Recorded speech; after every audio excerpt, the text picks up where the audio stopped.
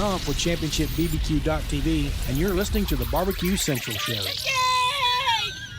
Let's go! We'll do it live. Okay. Well, do it live!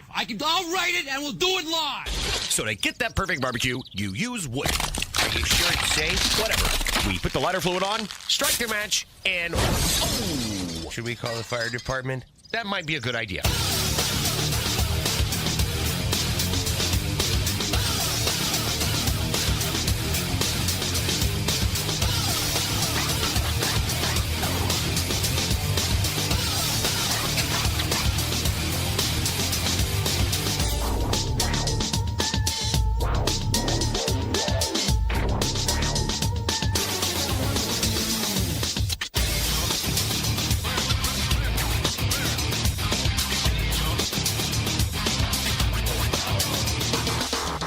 Good evening and welcome to the really big BBQ Central Show. This is the show that talks about all things that are important to the world of barbecue and grilling. The show originating from the Rock and Roll Hall of Fame city, Bomb City, USA, Cleveland, Ohio, the barbecue capital of the North Coast. I'm your program host, Greg Rempe. Happy to have you aboard here on your Tuesday evenings, a live fire fun and frivolity show. If you would like to get in contact with the show this evening, or you would like to follow the show during off-show hours, here's how you do that. You can get in touch with the show by sending an email to Greg at BBQCentralShow.com. Follow us on all the social media channels at BBQ Central Show. And be sure to subscribe to the show podcast feed on your favorite podcast platform. Anything else you want to find out about the show tonight can be found at the main website, thebbqcentralshow.com. And here's what's happening in case you get the newsletter coming up in about 12 minutes from now, the second Tuesday of a month. In the first interview segment, that being 14 past the first hour, creator of the most heavily trafficked barbecue and grilling forum and website on the face of the earth, Meathead from AmazingRibs.com. And this guy's all wound up. I mean, look at him already. He's got knives that he's flashing around. I mean, be careful. Don't hurt yourself before we get to the segment, Meathead. So, that's what we're doing leading off tonight, if you can believe it. And then, first hour, 35 past, recurring guest Robert Moss from robertfmoss.com. As we continue down our individual months of new segments, history, insight, education, Robert doing what he does the best, which is tackling a topic, researching, answering my dim-witted questions, but in the end, giving us a tremendous amount of information that benefits us, both from a knowledge standpoint, broadening our horizons and knowledge base, but also giving us some keen insight to the live fire world or where it's evolved from, which is what we'll be doing here this evening. That'll bring a wrap to the first hour. And then we'll move to the second hour. You saw him back a couple months ago in June, but May, let's say May. But he's back tonight, 10:14 in the second hour. One of the co-owners of Winners Products, James Howe. They make the Sam's Club grill that we talk about. We'll actually be talking about it here in about 8 minutes. The Members Mark Pro Series grills, both the 4-burner and the 5-burner. And James is back with us here this evening. Do a little bit of a look, for as much as he can tell us, about how happy Sam's Club is with that grill, how popular it is. I'm using it more and more. I'll tell you about that here in a couple minutes as well. And then we will talk about how manufacturing companies court, date, make calls upon brands, and then how do those deals go down? Again, James provides a tremendous amount of insight that us normal folks would never even know about, would never have access to the information to know that we don't know about it. Just an invaluable source, great friend of mine over these last couple years. And I think you'll find tonight's topics very intriguing. And we might be able to weave it into something that's going on with a grill manufacturer right now that we've been talking about here over the last couple of weeks. So that's how the show is laying out tonight. Meathead Robert Moss, your usual second Tuesday first hour show. And then in the second hour, James Howe, of Winners products. Don't forget, you can follow me socially, Instagram, X, TikTok, Snapchat, LinkedIn, all at BBQ Central Show. And we say good evening to those of you watching tonight through one of our video streaming platforms. You can go to facebook.com/BBQ Central Show or twitter.com/BBQ Central Show. Or you can watch the show on YouTube, which is youtube.com/@BBQ Central Show, where we have a new YouTube poll question of the week that we'll be asking everybody tonight. That includes all guests and you watching on YouTube. Did you watch either hot dog eating contest on July 4th? And currently 92% of you are saying, indeed, you did not watch either of the hot dog eating contests on July 4th, which means a paltry 8% of you did take in that. Results of the poll from last week. Did you sign up for the Z Grills promotion? We ended as we started. 100% of people voting said no, they did not sign up for the Z Grills promotion. And you know where we're starting tonight. It will come as no surprise that for the fourth week in a row, we start with a competitive hot dog eating update. Indeed, July 4th came and went, and even though there was no Joey Chestnut in Brooklyn this year, which continues to be a crime, there was a hot dog eating contest, and a new champion, a new mustard belt wearer was crowned and belt given to. His name, Patrick Bertoletti. He was on Steve Ray's Owl's Nest barbecue show last night. He crammed down 58 hot dogs and 58 buns in 10 minutes, too shy of 60. Can you imagine eating almost 60 hot dogs in 10 minutes? Last week, none of my guests, when I asked them, said they could even get close to 10 hot dogs in 10 minutes, let alone 60. So this is where I would normally congratulate Patrick on his well-earned victory, and I do congratulate him there. But Patrick is not... Andrew, you are not the father. Patrick is not the real champ here.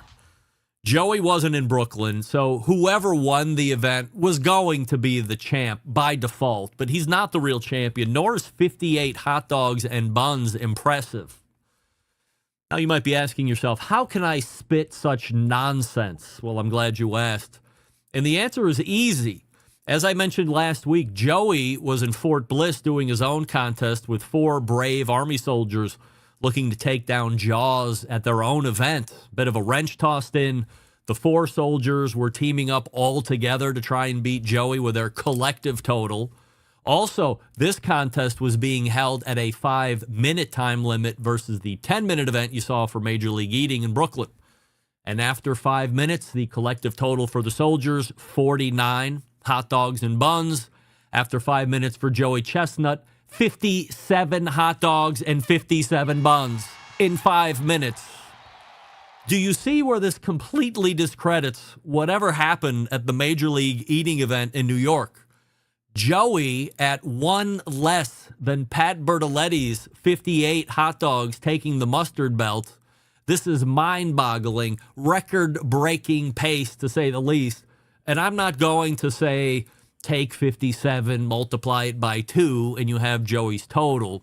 First 5 minutes is not the same as the second 5 minutes at an eating competition. But can we say an additional 20 or more hot dogs? I mean, 20 or more with that extra 5 minutes get you a new world record. The record 76 set by Joey back in 2020. I don't like to play in the what-if space. Here's what we know. In half the time, Joey almost beat the guy who won the Nathan's Famous event earlier that day. That is why this whole thing is a national tragedy. The guy who is the best at this, not allowed to compete in the only event that anyone even knows about that the Major League Eating sanctions. They sanction many other events during the year, but the everyday ham and egger does not know, and they probably don't care about anything other than the hot dog eating event that appears on ESPN once per year on July 4th. And I'm here to tell you that if Joey was in Brooklyn this past July 4th, we would not be talking about how Pat Bertoletti took down Joey Chestnut in a tremendous upset victory, the likes no sport has ever seen ever. He would have been 15-plus hot dogs behind Joey at best. slam the asterisks on hot dog eating 2024 while the streak is over for consecutive wins for Joey, which is another national tragedy. There can be no one alive today that thinks Joey wouldn't have prevailed had he been allowed to compete. All Joey had to do was make Major League Eating and Nathan's Famous look ridiculous. Mission accomplished on Joey's part. So we congratulate Joey on showing everyone that he is still at the top of his hot dog eating game, and no one is close. Now, get together with Major League Eating and figure this shit out before next July, so I don't have to do another month on this coverage next year. No one cares that much about competitive eating, if we're being honest. I wonder how many hot dogs Meathead could put down in 10 minutes. We might lead with that, and he's a big hot dog fan, as you know. We once did a segment on regional styles of hot dogs about 13 years ago.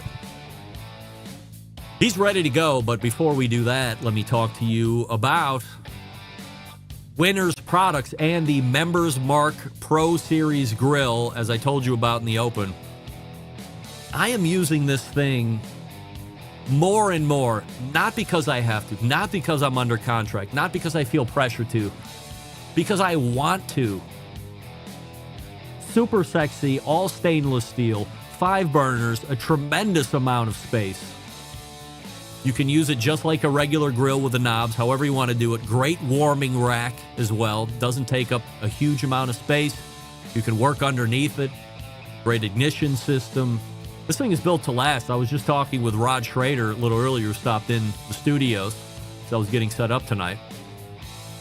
I said, I feel very confident that in 10 years, this grill is going to be in fine working order.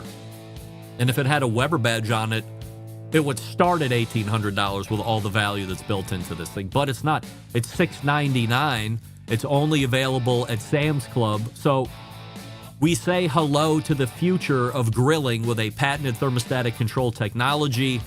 The 2 cooking modes, of course, barbecue mode, which I use a lot, which is your traditional grilling experience with varier temperatures, giving you control at each burner to adjust exactly as you want on your terms, or the game-changing oven mode.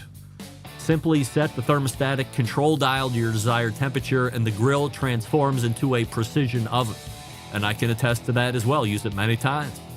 The choice is simply yours, however you want to use it. Sometimes I start in grill mode, go to oven mode, or vice versa. Members Mark Pro Series with the patented thermostatic control now available at your local Sam's Club store. Go to samsclub.com, check it out before you head over and see it in person, or run the risk. Show up in person and fall in love immediately. Matt Osmond did, embedded correspondent from Tennessee. Meathead is ready to go. Stand by, we'll be right back. You're listening to the BBQ Central Show.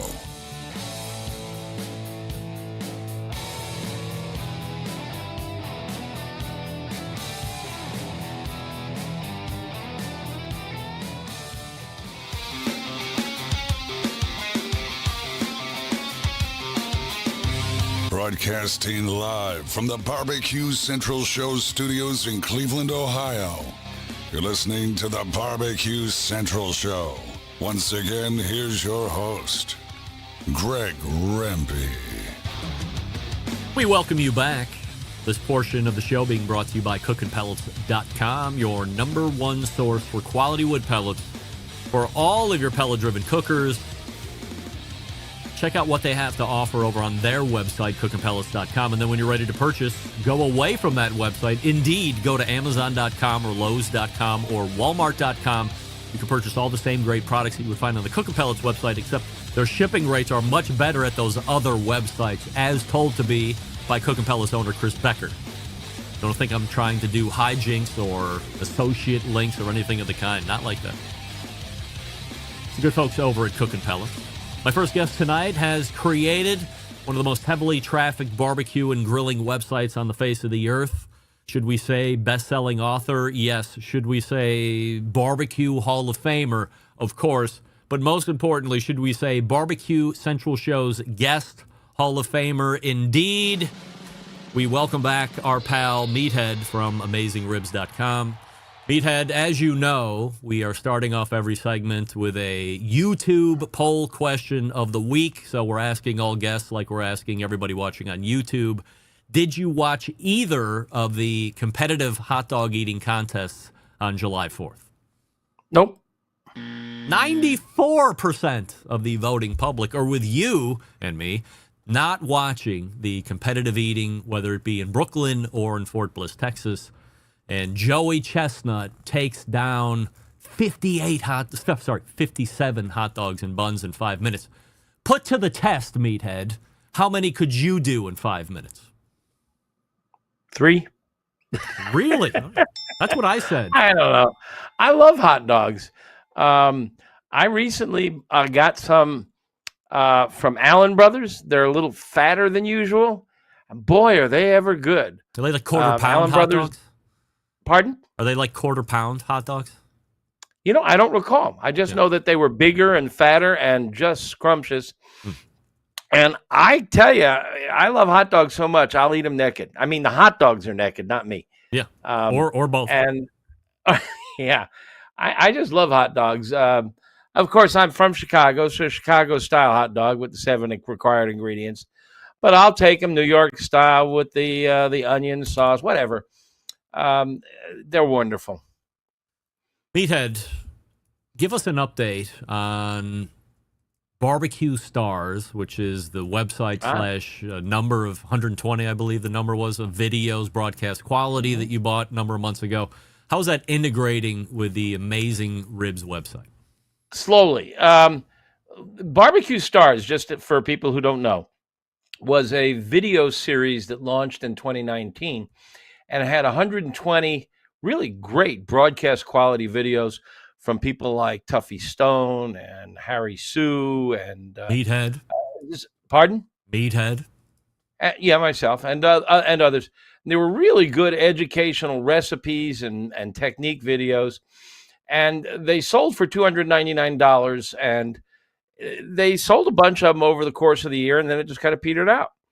And the people who launched it went off to other things, and we went to them and made them an offer and bought all 120 videos, and they are now free to members of our Pitmaster Club for their annual membership of $35, not $299, not $199, but only $35.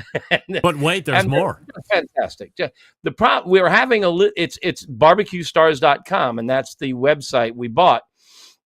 We're having a little issue with getting our members logged in, and 90% of them get in and out, no problem. But we've had a few where their ISP hosts have caused some problems.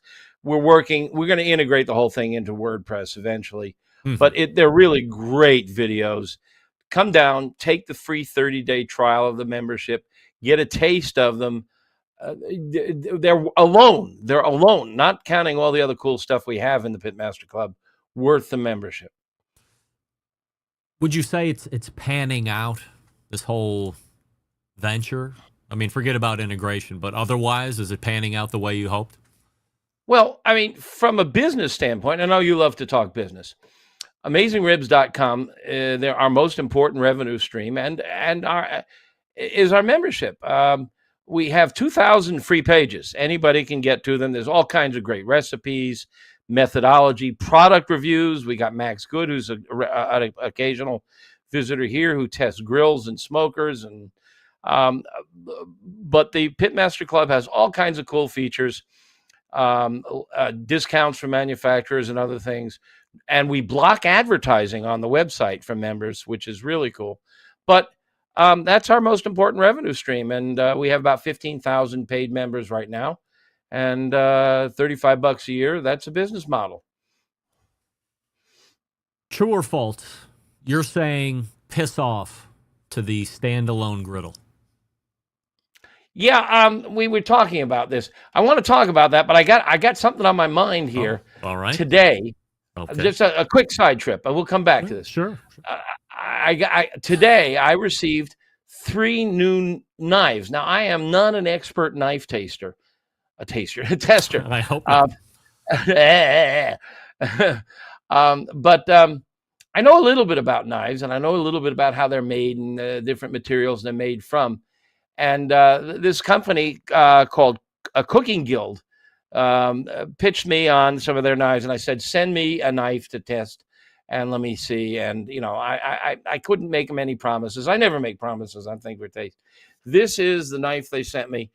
It's a Damascus steel. Yeah. Now, I've never worked with Damascus steel, but Damascus steel is made from layers. It's kind of like a croissant or it's layers of different steels.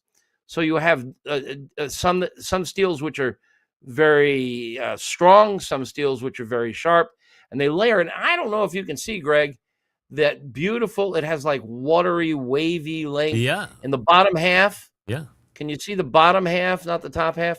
Yeah, it looks like they pounded it out with a hammer almost. Oh, they're beaten upon.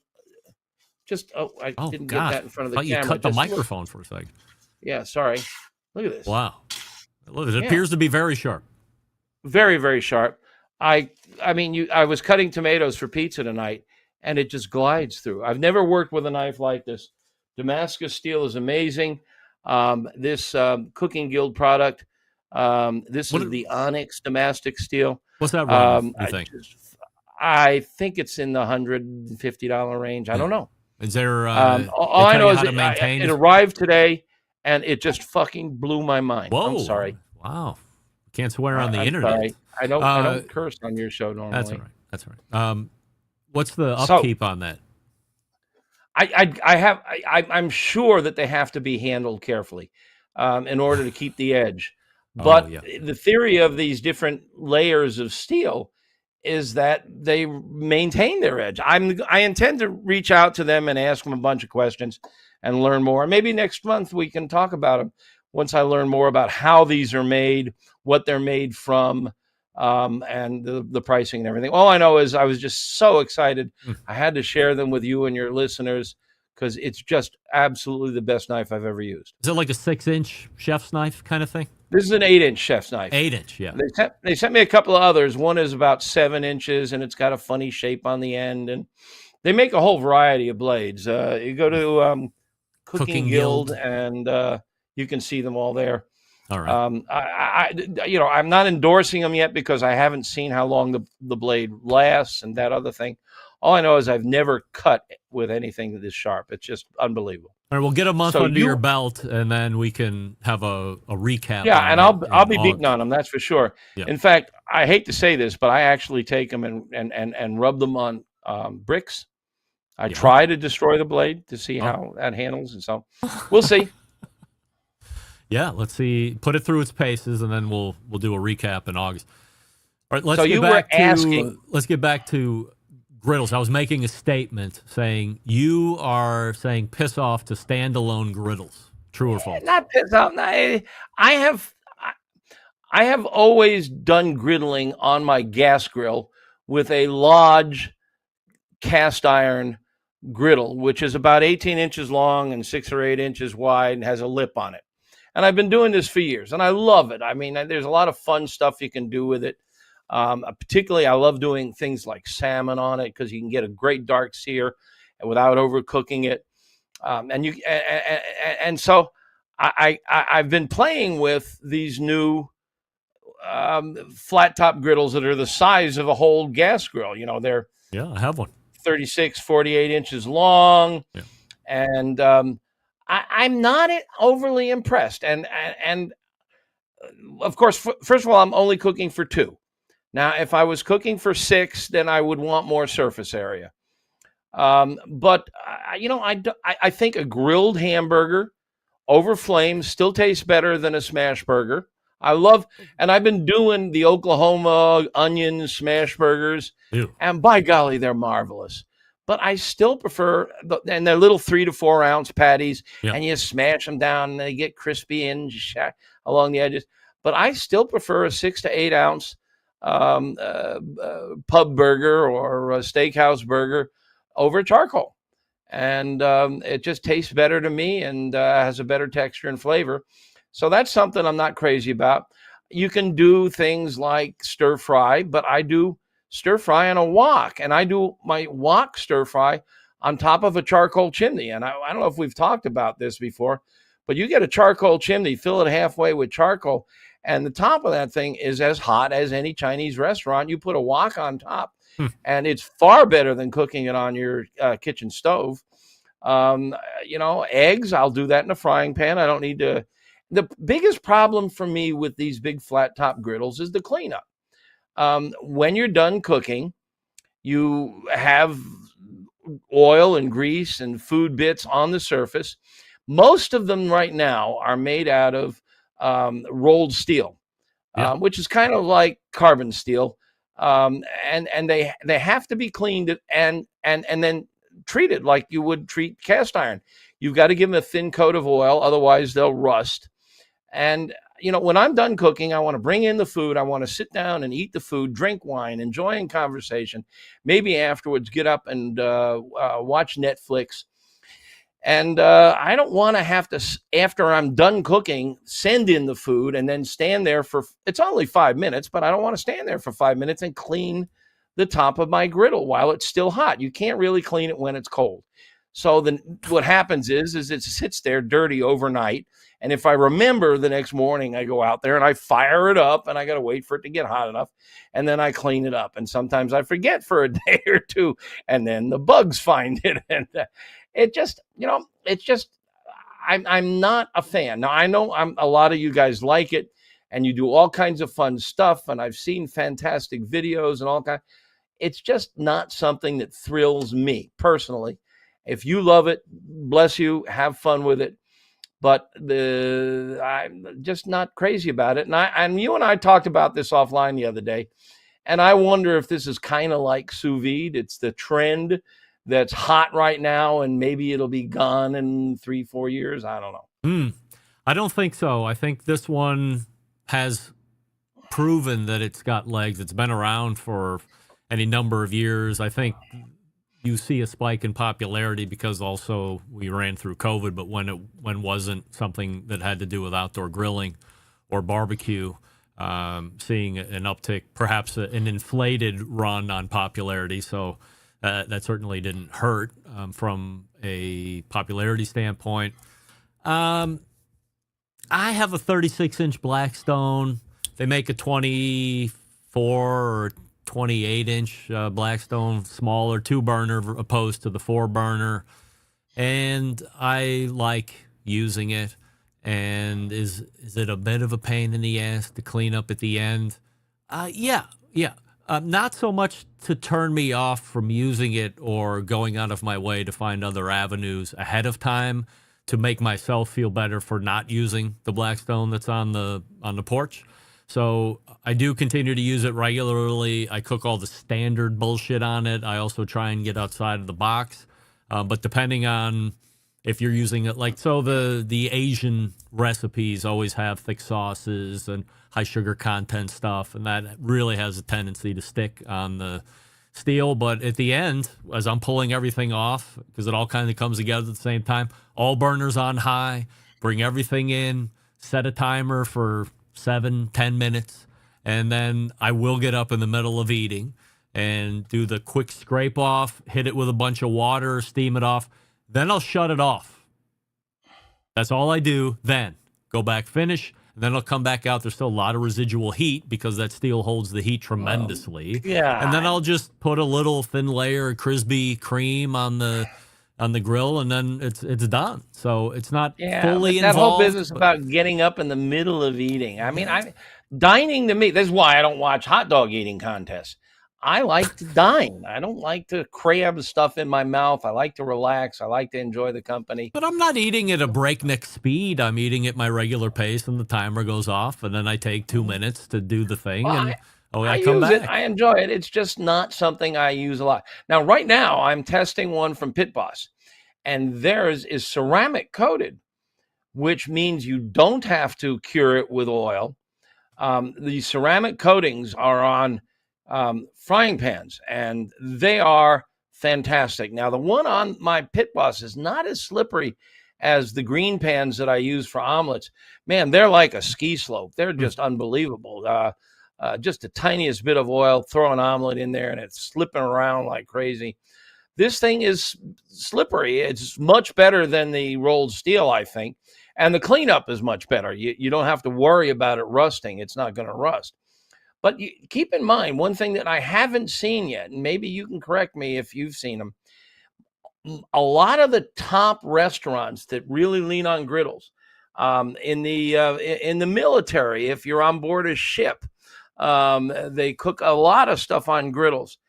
The surfaces are stainless steel. Yeah. They're heavy duty stainless steel, and they have to be spotless at the end of the day. And I've talked to guys who've cooked on them in the Navy, and they love them. And I haven't seen, now I bought a stainless steel griddle insert for my gas grill, but it warped. It wasn't thick enough. It warped. I had oil running. I've played with a whole bunch of them. I mean, this is not an uneducated opinion here. I've played with a whole bunch of stuff. And, when I want it, there's a salmon dish that I love to do. And I do it on my Lodge cast iron griddle on top of my gas grill. And it's just fantastic. And there are a few other dishes that I love to do. I'll do the Oklahoma onion burgers. But in addition, I want to also touch on, now that we're talking about the rolled steel, cast iron in general, and several of these griddles are also made of cast iron. I'm just falling out of love with cast iron altogether. I have never been a fan of cast iron grill grates. They do make really great grill marks, but I'm not a fan of grill marks. Grill marks are the dark brown Maillard reaction, and I want my steaks dark brown all over, not just crosshatches, because in between those crosshatches, there is no grill mark, there is no Maillard reaction, and so you don't get that flavor that you get from a dark brown a piece of meat. And so the cast iron grill grates, they make great grill marks, but that's not for me. Now, if you really want those, you can get cast iron with enamel coating, and they're easier to clean, because the straight cast iron will rust. You leave it out there overnight, and you come back the next day, and it's all rusty, and now you got to get at it with the wire brush, and it's just more trouble than it's worth. I like very thin grates, ideally stainless steel, maybe 1/8 inch, 1/4 inch, so I can move the meat around and get it brown all over. And likewise, I am now falling out of love with my cast iron pans, which I've always loved and used.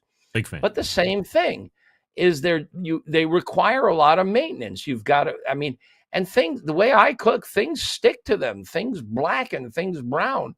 And they say you're not supposed to use soap. Well, you can use mild soaps on them, or you can use an abrasive like salt on them.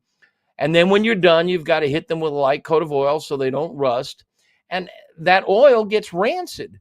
And if you cook fish in it, that fish oil is going to get into the surface. And I don't want fish flavor on my steak. So I use them for some things. I use them for shallow frying, like if I'm doing potato pancakes. I use them for cornbread. But, I'm just moving away from cast iron and carbon steel altogether.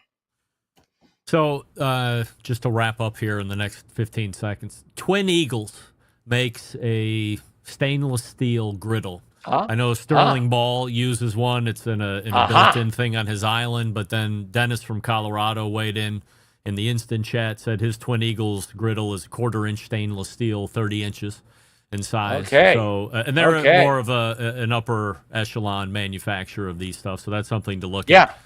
I totally agree. Well, I totally disagree about cast iron pans. You can get away from the rancid oil stuff that you were talking about. You use a product called Crisbee Puck or Crisbee Cream or whatever, and that's way better to use. I've got than all oil. those creams, and they look like deodorant sticks. They work great. They work great, by the way.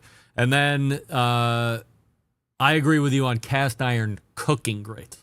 I don't know why they're still made. I don't know why they're put in grills. They're nothing but rust waiting to happen.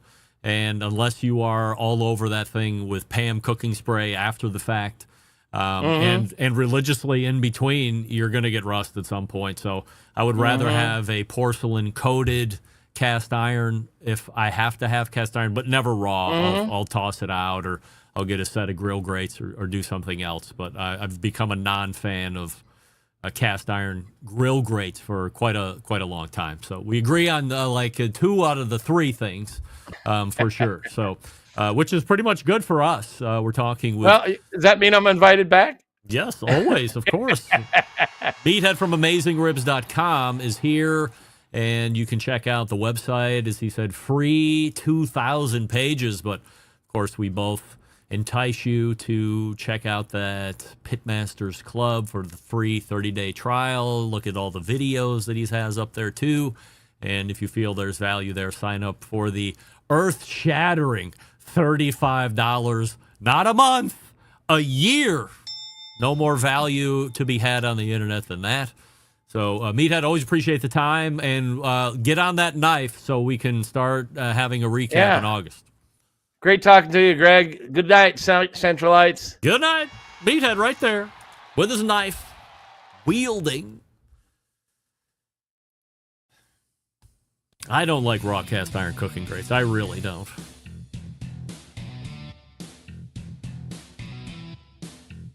All right, that's good. I just got an email that I've been waiting for.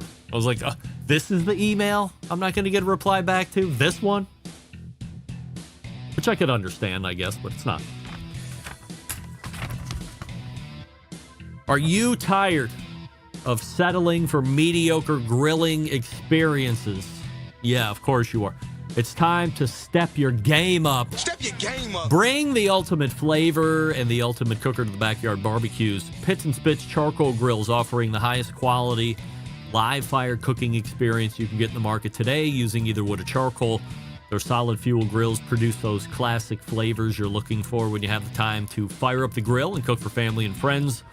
With a large adjustable fuel tray, you can raise and lower the fire to control and fine-tune the heat. It's their take on the very popular Santa Maria-style grill.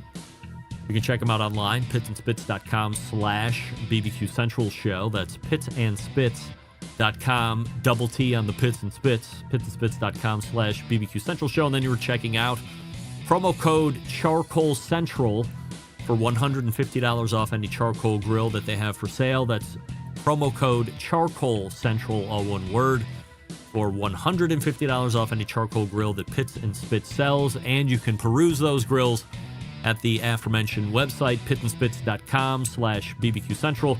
That's pitsandspits.com/BBQ Central. We are back with Robert Moss right after this. Stick around, be right back. You're listening to the BBQ Central Show.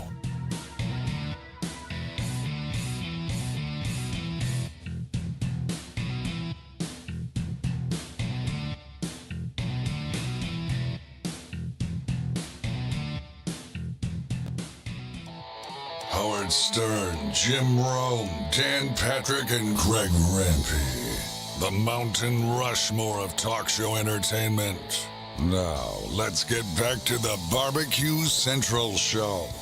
Hey, we thank Meathead for joining us the last segment. This portion of the show being brought to you by Fireboard 2, Fireboard 2 Drive. Monitor up to 6 different temperatures simultaneously. Connect to Wi-Fi for cloud-based monitoring, or you can connect via Bluetooth if you care to. A plethora of smart speakers are integrated with Fireboard as well, so check out, see if your speaker is. Fireboard.com is the website. You can call with your questions at 816-945-2232. My next guest, the contributing barbecue editor for Southern Living Magazine, a 2023 BBQ Central Show's guest Hall of Famer. We welcome back our pal, Robert Moss. Robert, we have a YouTube poll question of the week that we're asking everybody tonight, which is, did you watch either of the hot dog eating competitions on July 4th? No, I did not. 89% of the YouTube voting public is saying no, they did not watch either, which is trending a little better, now 11% saying they did watch one or both. 58 hot dogs to the winner in New York, but in half the time, Joey Chestnut eats 57 hot dogs and buns. If he had an extra 10 minutes, how many do you think Joey could have ate? I think, like you said earlier, there's a diminishing returns on the hot dogs, but he could surely crammed in another 20 or so. I would think so. I think we were at on least. world record pace. Yeah, I think he was on And that pace for sure. there's pettiness going. I can't believe I'm going to say this out loud, but there's pettiness going on the world of Major League eating. I mean, do people even I know, give it's such a shit? shame. Yeah. Yes, I mean, this is your marquee event, and you don't. It would be like having whoever your favorite basketball player is leave for the finals because there was some weird contract dispute that sprang up all of a sudden, and the guy And that's then going to be play bringing like a dunk contest. or he some goes other over to event, the Spanish league and dominates. I mean, it's outrageous. So, Barbecue Television has launched over the past week on July 4th, which might have been the worst night to launch a live fire show because of what's happened during the course of the day. You had Barbecue Showdown, and then last night you had Food Network's newest version of Barbecue Brawl. Are you watching either of those, or will you plan to? I have not watched either of them yet. I agree. The last thing I was going to do on July 4th was sit down and turn on a barbecue show. We had big cookout at the house and all that, and we're shooting fireworks off and did all the fun stuff. But no, I didn't even realize. I didn't even think that it wasn't on my radar screen they're on. I'm sure I'll watch them at some point, but I'm not a huge fan of the competition reality barbecue shows. I think they could be interesting, especially if I know somebody who's on there. That's usually the more interesting thing than just the head to head. So haven't watched them yet. I'm sure I'll see a few episodes here and there in the upcoming months. I might tune in to the Food Network one because longtime show friend and friend-o' mine, Dr. Barbecue Ray Lampe, is cast on that show. I didn't know if he had seen his last days on television. Eventually you run your course and you're not getting the phone calls or the emails anymore, but I kind of know how this whole thing went down through insider information.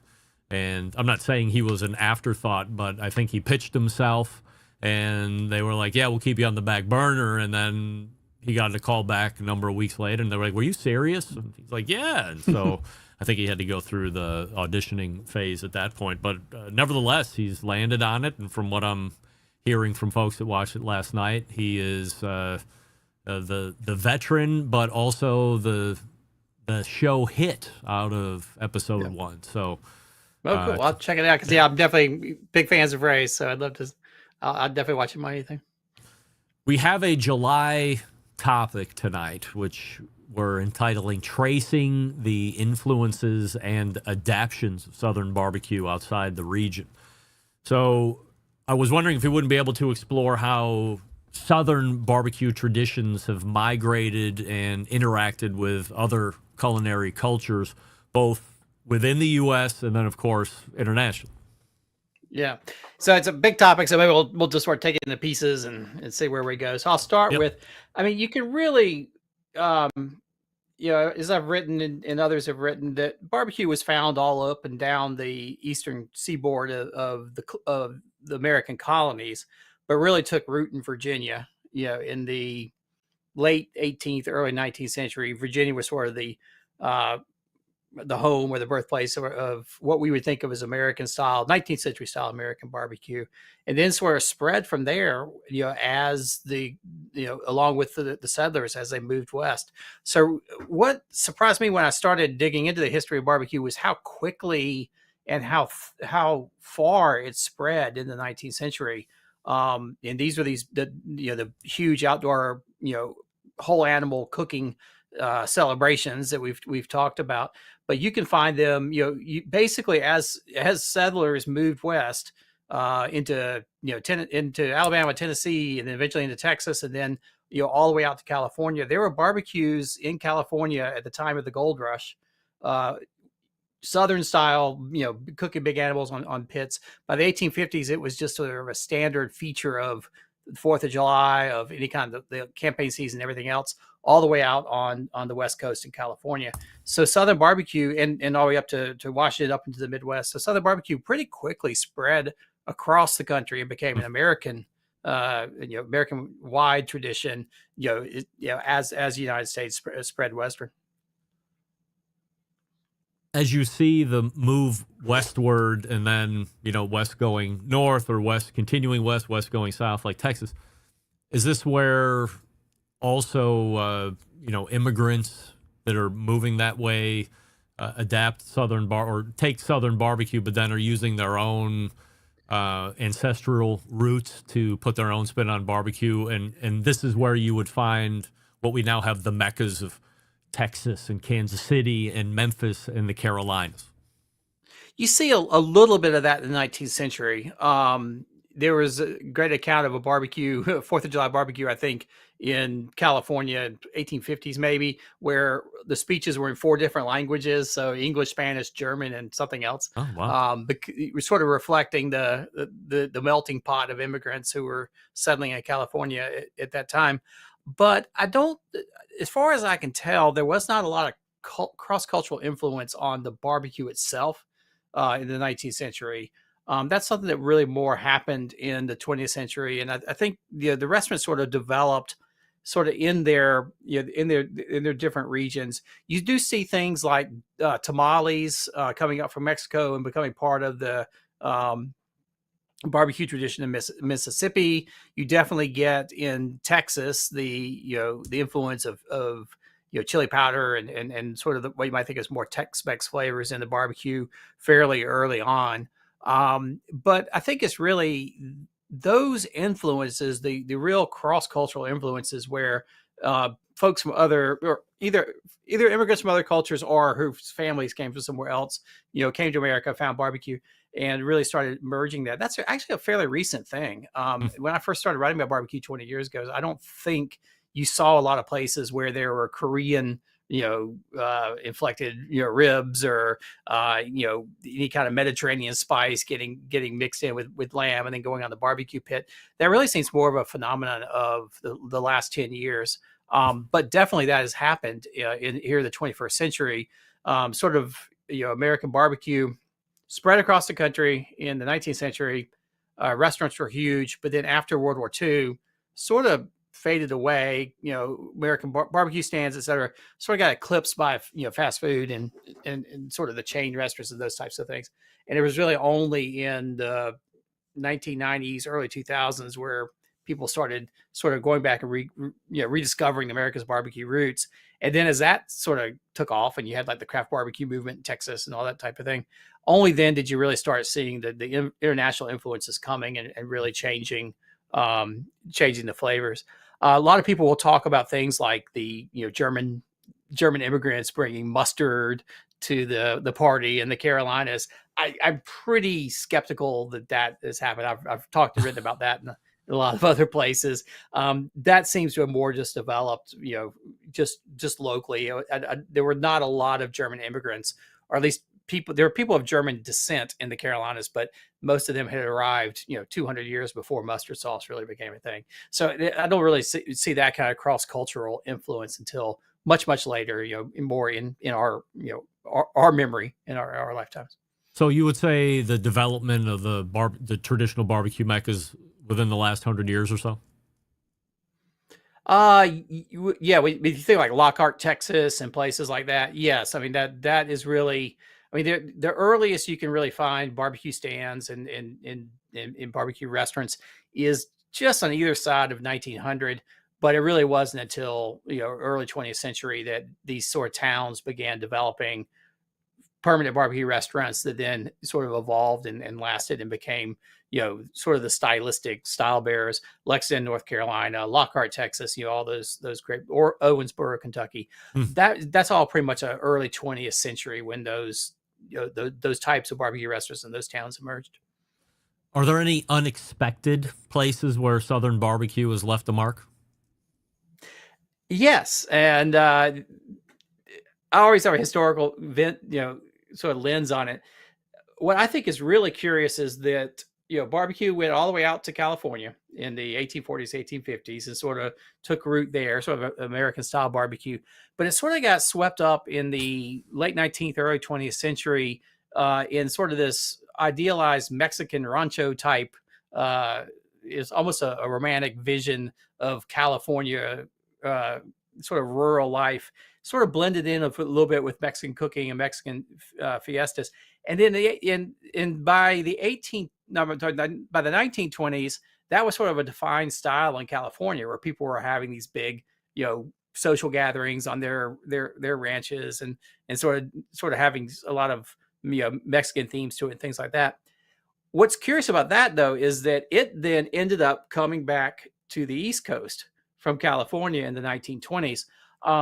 In the 1920s, a lot of these New York-based sort of lifestyle women's magazines, country living type magazines began running these features, which were all about having a California style backyard barbecue.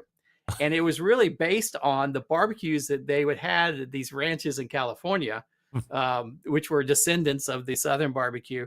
But you could do it in your backyard in your suburban, neighborhoods. At the time, the Northeast was suburbanizing, and it actually they had instructions for digging trenches and like, instead of cooking whole animals, you could cook cuts of beef or steak, over a little backyard thing. And there was instructions on how to have a California style barbecue, and those led directly to the development of like brazier grills, getting up out of the ground and having coals. And then Henry Ford and Kings for Charcoal came along, and grills came along, and Weber kettles came along.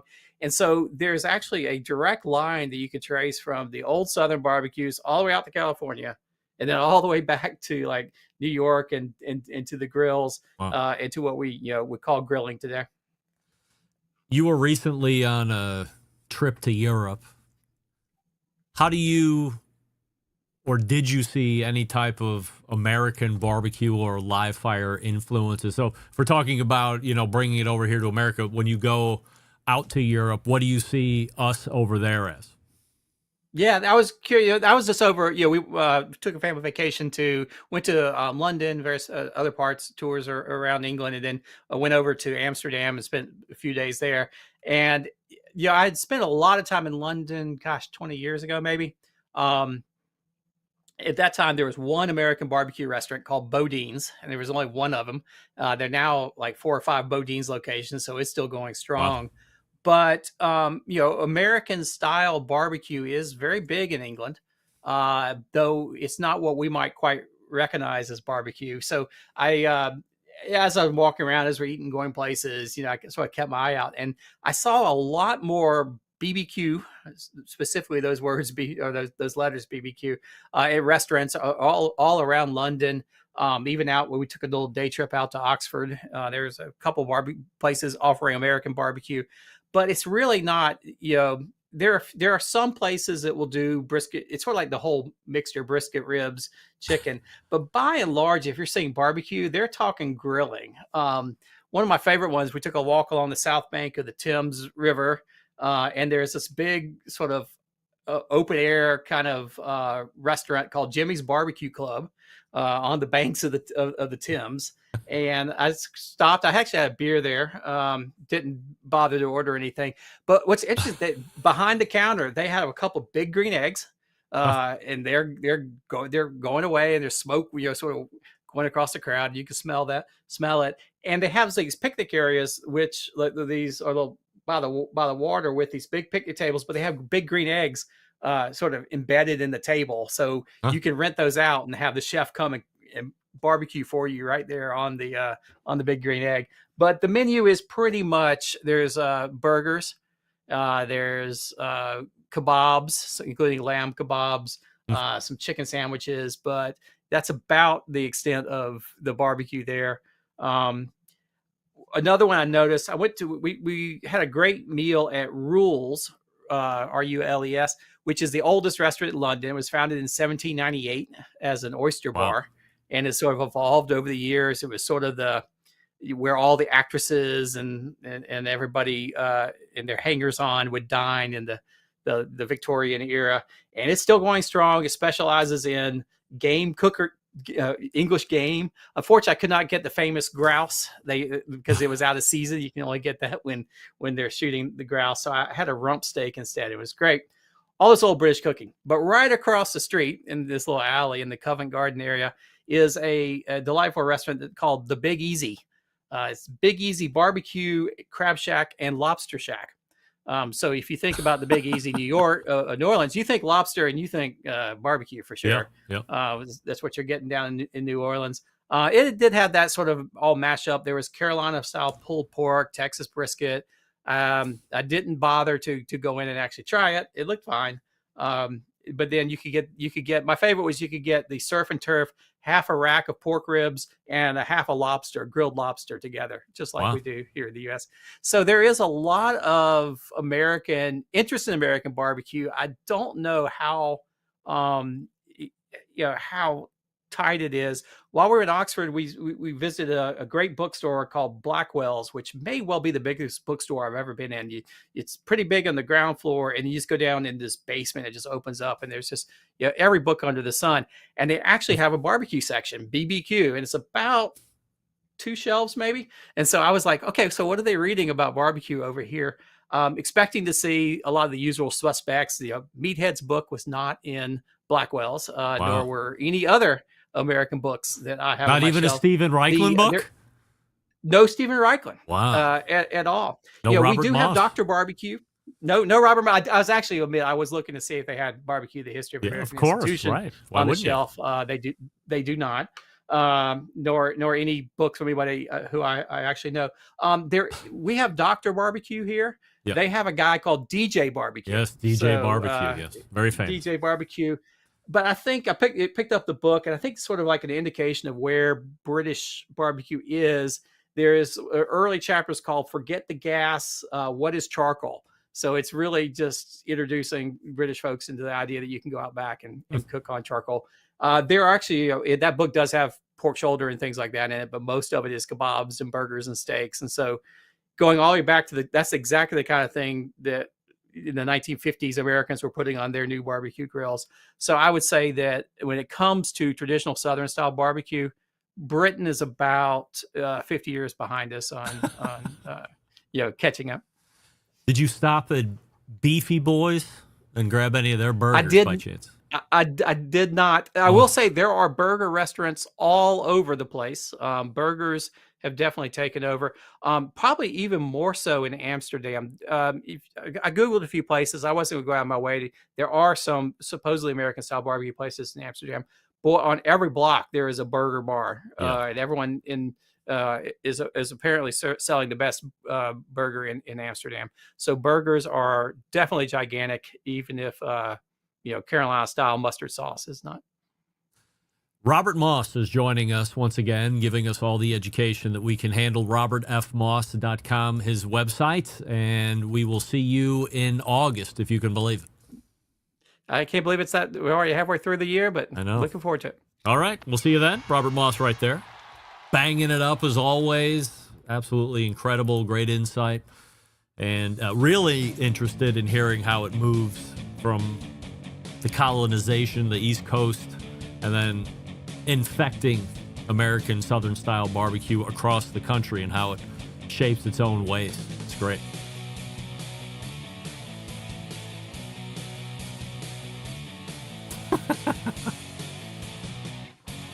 Well, look at here, Jimmy Shotwell in the instant chat. I'll read his comment when we come back. Hey, what do we love about ceramic cookers? We love that they're fuel efficient, yes. We love that you can achieve low and slow temperatures for traditional barbecue meats, of course. We love that you can get rip-roaring hot for the high-temperature grilling of steaks and other thin cuts. But what's missing in the everyday ceramic grill lineup? The real ability to do true two-zone cooking. Two-zone cooking, very important to both professional and backyard cooks alike. It's the best way to manage a fire and cook with confidence. However, getting a two-zone fire in a round ceramic cooker is not very realistic. Why? Because it's round. Enter Primo Grill and their game-changing oval design. The shape gives you the ability to execute that two-zone setup that you desire. It also gives you the other ceramic grill benefits as well. And when you break it down, there's more than 60 different ways to configure the Primo cooker. So you're only limited by your culinary imagination. Accessories, absolutely all that you want and then some to complete your Primo experience. Only sold through dealers, So go to primogrill.com, find a dealer near you, and then check them out in person. And if the XL isn't big enough for you, remember they have introduced the XXL, which is 25% bigger than the XL. I have the XL in my backyard. I use it a lot. I find that for a family of 5, fits me just fine. If you like to cook a lot more food than for a family of 5 at any given point, the XXL might be one you want to check out. Here's the bottom line. Best ceramics in the biz. Yes. Patented technology. Yes. True 2-zone cooking capabilities and multiple sizes of ovals. Yes and yes. Visit primogrill.com for a dealer near you. Check them out on Facebook and Instagram. It's Dick Bauer and the gang over there at Primo Grills. We're back to wrap the first hour right after this. Stick around. We'll be right back.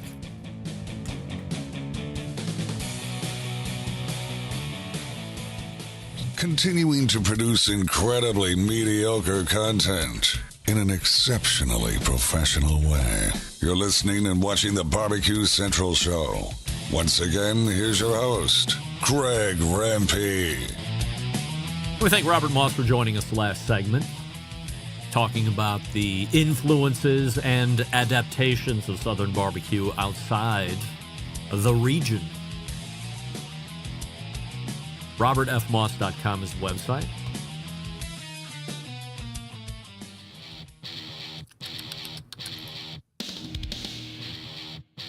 Memphis Barbecue Supply just posted this in the YouTube chat. Memphis in May damage bill this year, $34,000, down from $1.4 million. Official announcement in August. What?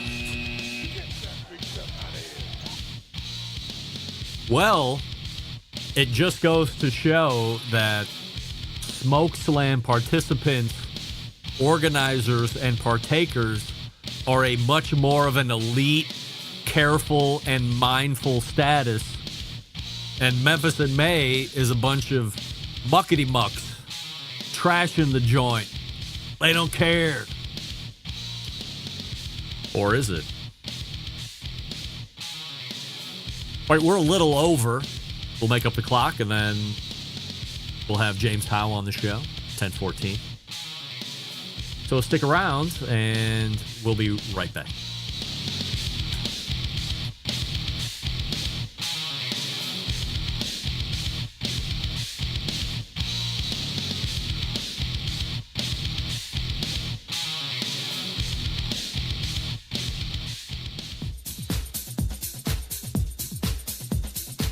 Happy to have you aboard here for the Really Big Barbecue Show.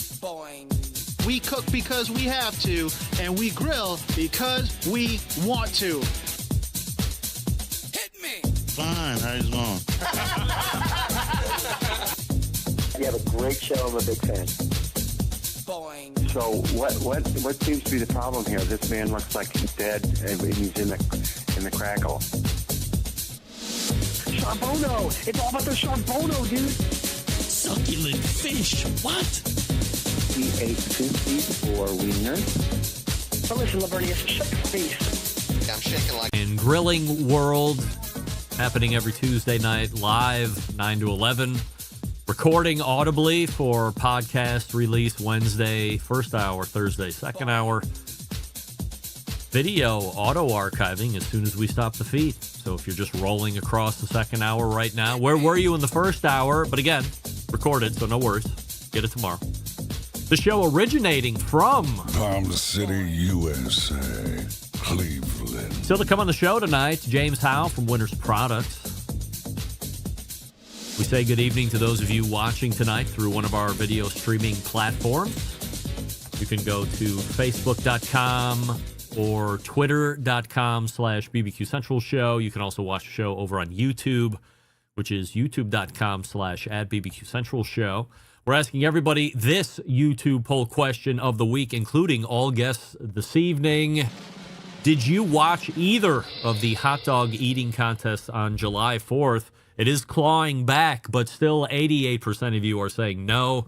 You did not watch any of the hot dog eating contests. And that's a shame. I said I wouldn't watch it under protest because Jaws was not in Brooklyn. In half the amount of time, Joey Chestnut ate only one shy of what took the 10-minute event at Nathan's Famous. Pat Bertoletti eating 58 hot dogs and buns. Joey Chestnut eating 57 hot dogs and buns. But Pat did it in 10 minutes and Joey did it in 5 minutes. So we know world record breaking pace, and it didn't happen because pettiness somehow rears its head in something called Major League Eating, which is a shame. Coming up on the best moments of the BBQ Central Show in 10 minutes or less this coming Friday, episode 341, taking you back to July 9th of 2013. And this week we feature the first Tuesday of the month, regular guest in the second hour, Sam the Cooking Guy. Now, John, who puts these shows together from Michigan, not typically into doing many best moments shows that revolve around the monthly recurring guests for fear of overload for you, the listener. I don't know if I necessarily agree with that thought or not. Nevertheless, the subject we hit on back in 2013 was former Food Network icon Paula Deen. Anybody remember her? You might recall back then, Paula had some issues with PR stemming from an account from a former employee that she had made some racial comments. Also, there was an issue of her keeping back some information about her health. Most pointedly, having diabetes while creating recipes that certainly didn't shy away from certain unhealthy ingredients, probably causing diabetes over a certain number of years if you ate like that all the time. Snowballed, causing quite a bit of media stir back then. And Sam the Cooking Guy shared his thoughts on both topics and if he felt that Paula was being sincere in her words or if she was just doing it to try and keep the sponsorship money that she was getting. Great segment from back in the day, so that's what you'll be hearing this coming Friday. Don't forget you can subscribe to the podcast feed, which you need to be subscribed to hear the Best Moment Show if you like it. TheBBQCentralShow.com/subscribe is the way you want to do that. You can see all the options to subscribe and the platforms and so on. You can even subscribe through email if you don't want to use a podcast platform. Don't forget, if you want to hear a guest or segment again that's been lost in the archive, email John and let him know what you would like to hear. That is John, Jon, at TheBBQCentralShow.com. And he'll do his best to meet your needs. Look at Crash is in the chat. He's got an email from Crash. He's in Hawaii. So is Lance. Crash, are you in Kona? I can make an introduction between you and Lance. I feel like it could be instant man love just like that, but I don't know exactly where in Hawaii you are, and I'll reply back to your email that I got a little bit earlier today as well. So thank you for doing that. The Famous Dave's All-Star Barbecue Series was off again this past weekend. We knew that. No winners to tell you about for the second week in a row. However, what do we know? When play resumes, which I'll tell you about here in a second, the grand champion and reserve grand champion for the location events will earn spots into the 2024 World Food Championship in the barbecue division. So we'll see who's next in line to qualify. The next Famous Dave's All-Star Barbecue Series event is this coming Saturday, July 13th in Hermitage, Tennessee. The event is full, so don't try and register for it.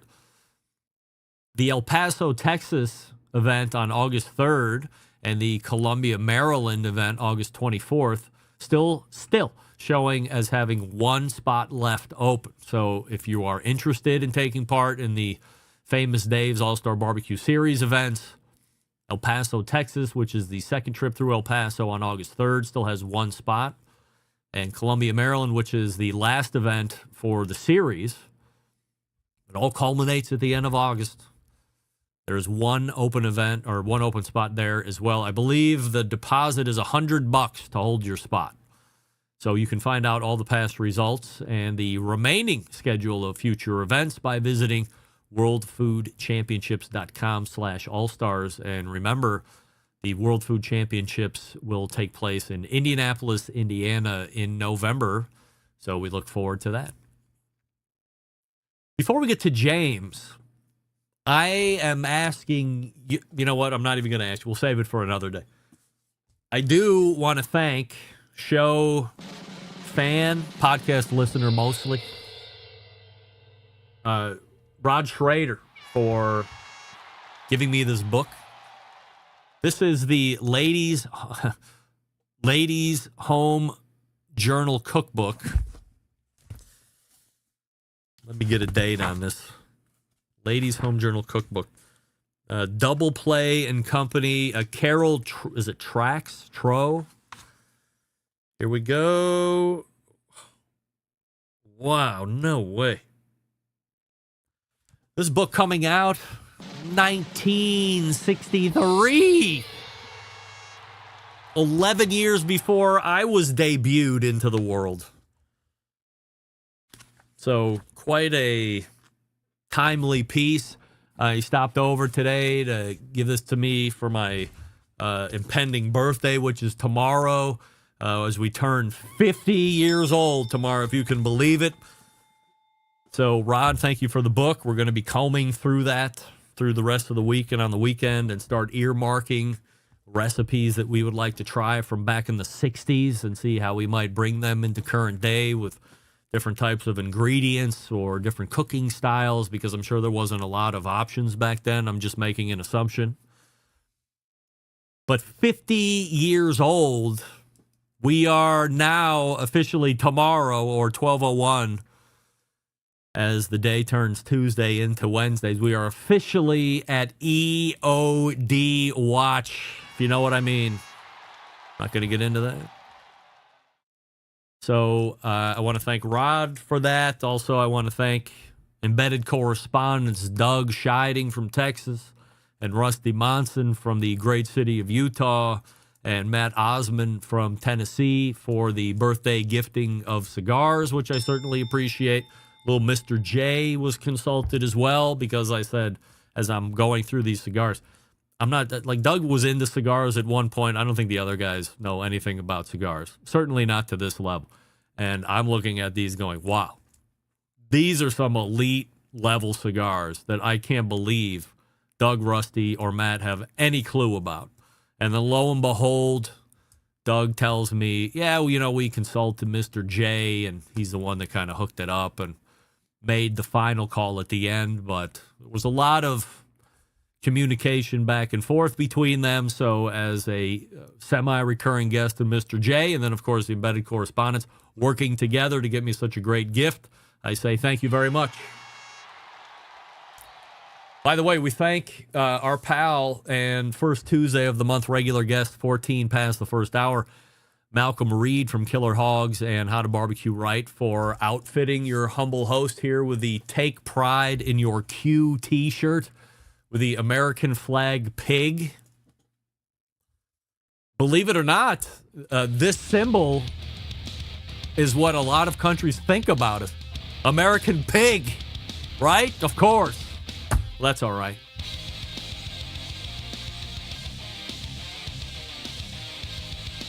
Hey, James Howe is ready to go in the green room. We'll get to him here in just 1 second. Before we do that, our friends at Franklin Barbecue Pits are here to tell you all about their unique, heavy, and personally crafted offset barbecue pits. In fact, you would find these, however, in a much larger version at Aaron's restaurant, Franklin Barbecue in Austin, Texas. So what you have with the Franklin pit is a deeply thought out and refined version of the old propane tank-style cookers. Stylistically, it reflects the kind of bare-bones, industrial, handmade aesthetic that Aaron loves, as in the patina and the way the build allows you to see the welds and the craftsmanship. Schematics of a Texas off-style barbecue pit, relatively simple, even if the things that happen inside are complicated dynamics of physics and chemistry. Very few moving parts here. Numerous and massive differences divide this Franklin pit from the average barbecue smoker sold at the box stores. Franklin pits primarily made of quarter-inch thick American-made steel. In a word, strong. Anything that sees heat, engineered to be incredibly solid, should last at least a century or more if cared for properly. And the thickness of the steel guarantees professional-grade heat retention, which is a critical component to making great barbecue. Every Franklin pit unique unto itself to include their own natural markings and its own badged number. Franklin pits can be found at barbecue specialty stores in select regions of the country. If you, the listener, are an owner of such a store and you wish to become a certified Franklin dealer, visit the website franklinbbqpits.com and fill out the dealer form. If you, the listener of the show, want to own a Franklin pit and live in a part of the country that doesn't have a certified Franklin dealer nearby, you can visit franklinbbqpits.com and purchase a pit. Franklin Pits will happily ship you a Franklin pit right to your driveway. So you either have a store and you want to start carrying elite level offset pits, you go to that website. Or if you're away from a certified dealer and you still want to buy it, you can do a DTC on the website. Same website, franklinbbqpits.com for either. Let's learn about how manufacturers and brands find each other, fall in love, and make great products. Let's do it. Stick around. I'll be right back. You're listening to the BBQ Central Show.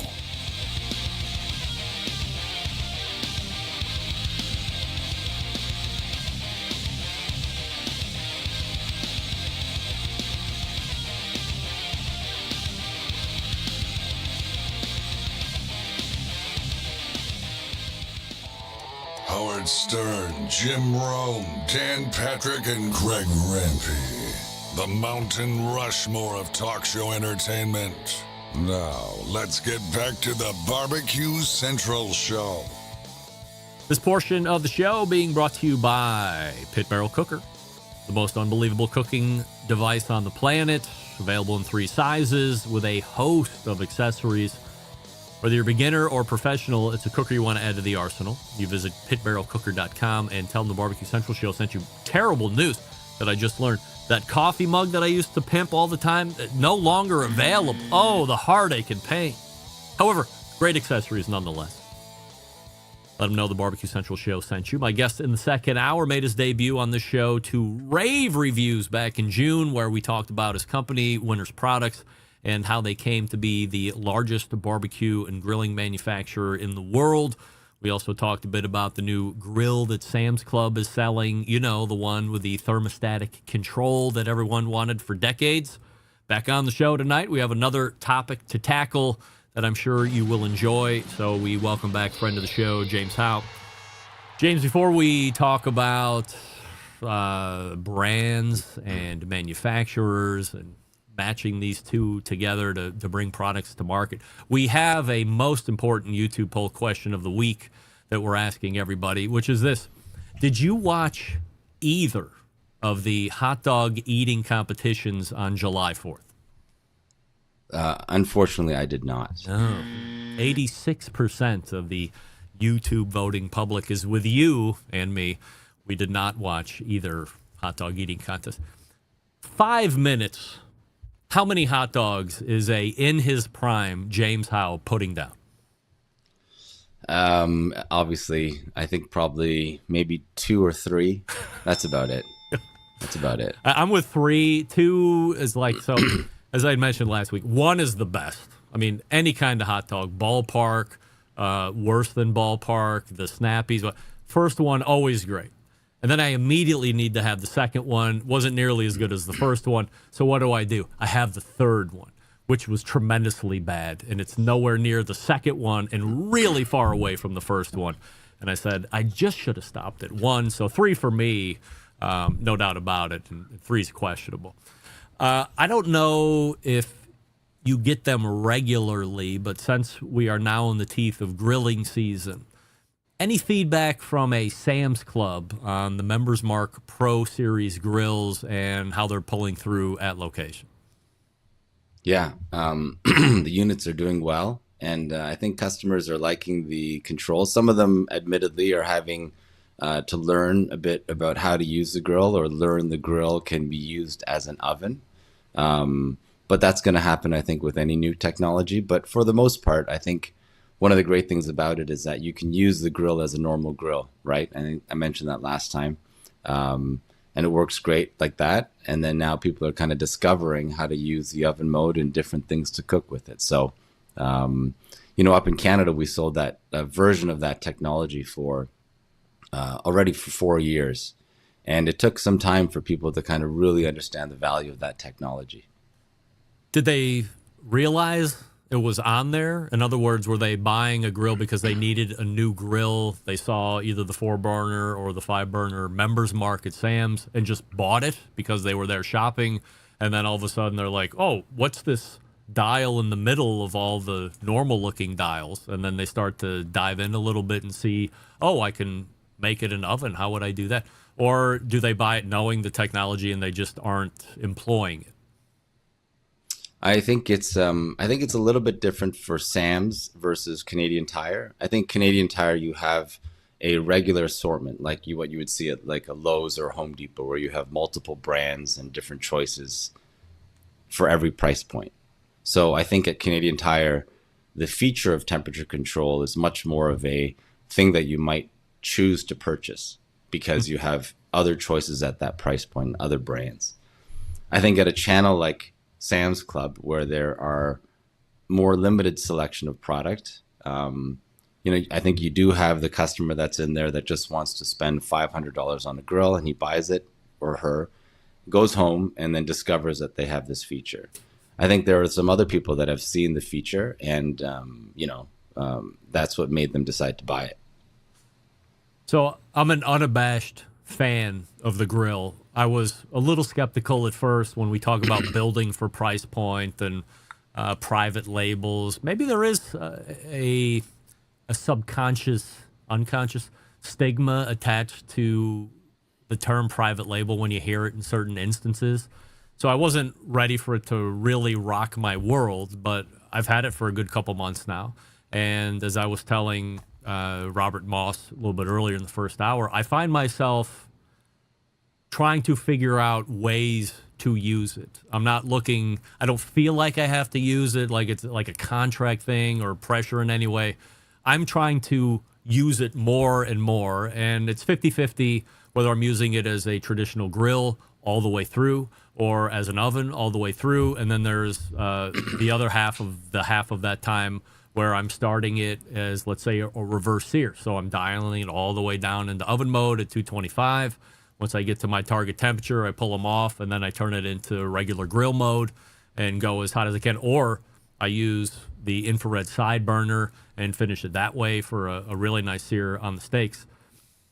It's just, in my heart, I feel like in 10 years, this grill is still going to be around. Like the one that's in my backyard right now, it's still going to be around.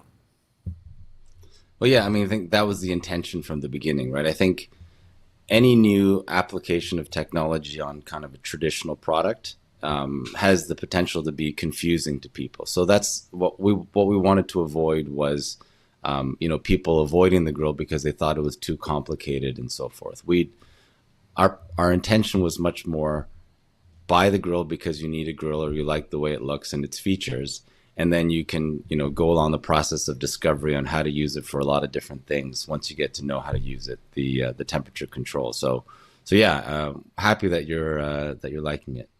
And at a sub 700 price point, as I was saying, you put another badge on that from a brand standpoint, you're probably easily into $1,800 or more for the same grill because there's a lot of great value items that are in there, specifically the grill grates that we talked about the last time. I'm beginning to appreciate those even more and more every time I use it. So big fan here.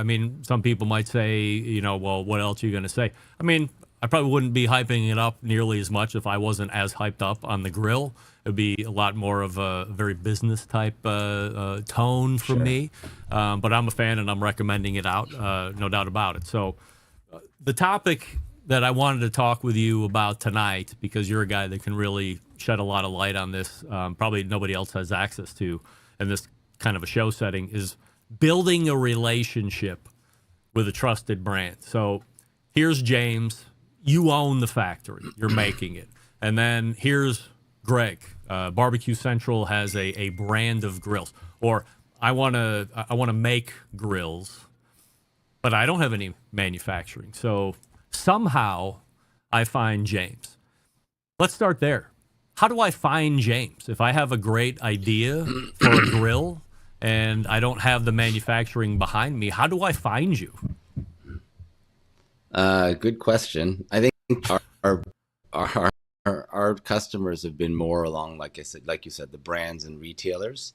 So in the industry, people know, I think they pretty much know how to find me. But, I think just if you were to go online, you could look it up. The challenge is, we get a lot of requests from people to build product and grills.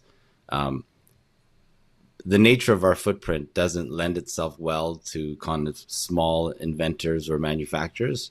And not because they're not important, but just, we're more of a large scale manufacturer. Now, if a brand or manufacturer or retailer did want to contact me, how would they go about it? Well, there's a lot of information just available in the industry, so we'd be able to validate each other and say, well, who's asking and what type of product do they sell and who do they sell to, and then we'd begin the dialogue there. So there's the opportunity where a brand reaches out to winners, but there's also another side of business, which would be making active calls manufacturer onto the brand. So how do you identify a brand to call on to see if there might be a good relationship to start?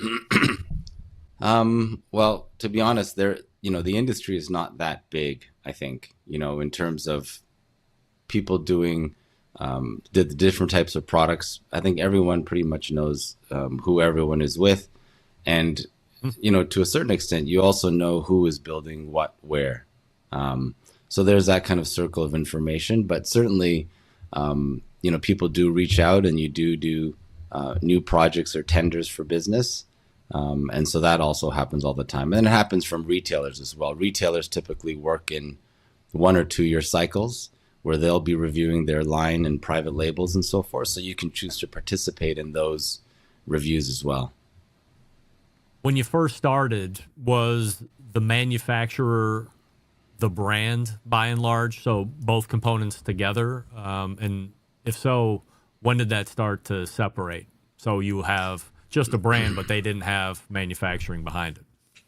I think the start of this would have been, early 2000s, right? So back before 2000, most manufacturers and brands, they were one company. So back then you would have had Sunbeam, you would have had, Charbroil, obviously, Weber. You would have had even Coleman back then. Fiesta. Charm Glow, I think, was gone by then. But these were all manufacturers located in North America. And then I think in the early 2000s, when you kind of had this kind of outsourcing to China, some brands kind of changed their business model to become more product development, marketing, R&D, and after sales, and then they would outsource their manufacturing. They would do a hybrid of both, much like Weber and I think Napoleon would do today. Would be a hybrid of that approach. And then you'd have other brands that have come up purely from an R&D, marketing, design point of view that into the manufacturing space. So that would be, more people in the recent years, I guess, in the industry. I think Traeger is a good example of that. They don't have any manufacturing that I'm aware of themselves. So again, it's changed over the years. Is that the same for like a master build? I remember having John McLemore on at one point, and he was very open, almost bringing it up himself, saying, the biggest benefit to us is we're coming up with all these great ideas or things that we want to implement, but then we're going offshore to actually get it manufactured. To a point, it almost sounded like if he had to keep it in country, the company wouldn't have made it. It was almost a necessity for them to take everything offshore from a manufacturing standpoint to remain competitive and grow. Yeah, Masterbuilt is a good example. And,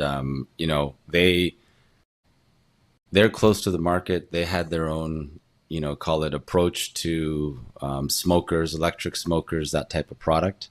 And so they were able to give that information to factories in China. And, China had the supply chain, they had the engineering, they had the manufacturing capacity to deliver that product to market at a reasonable cost. And so that was, I think, the secret of their success for sure.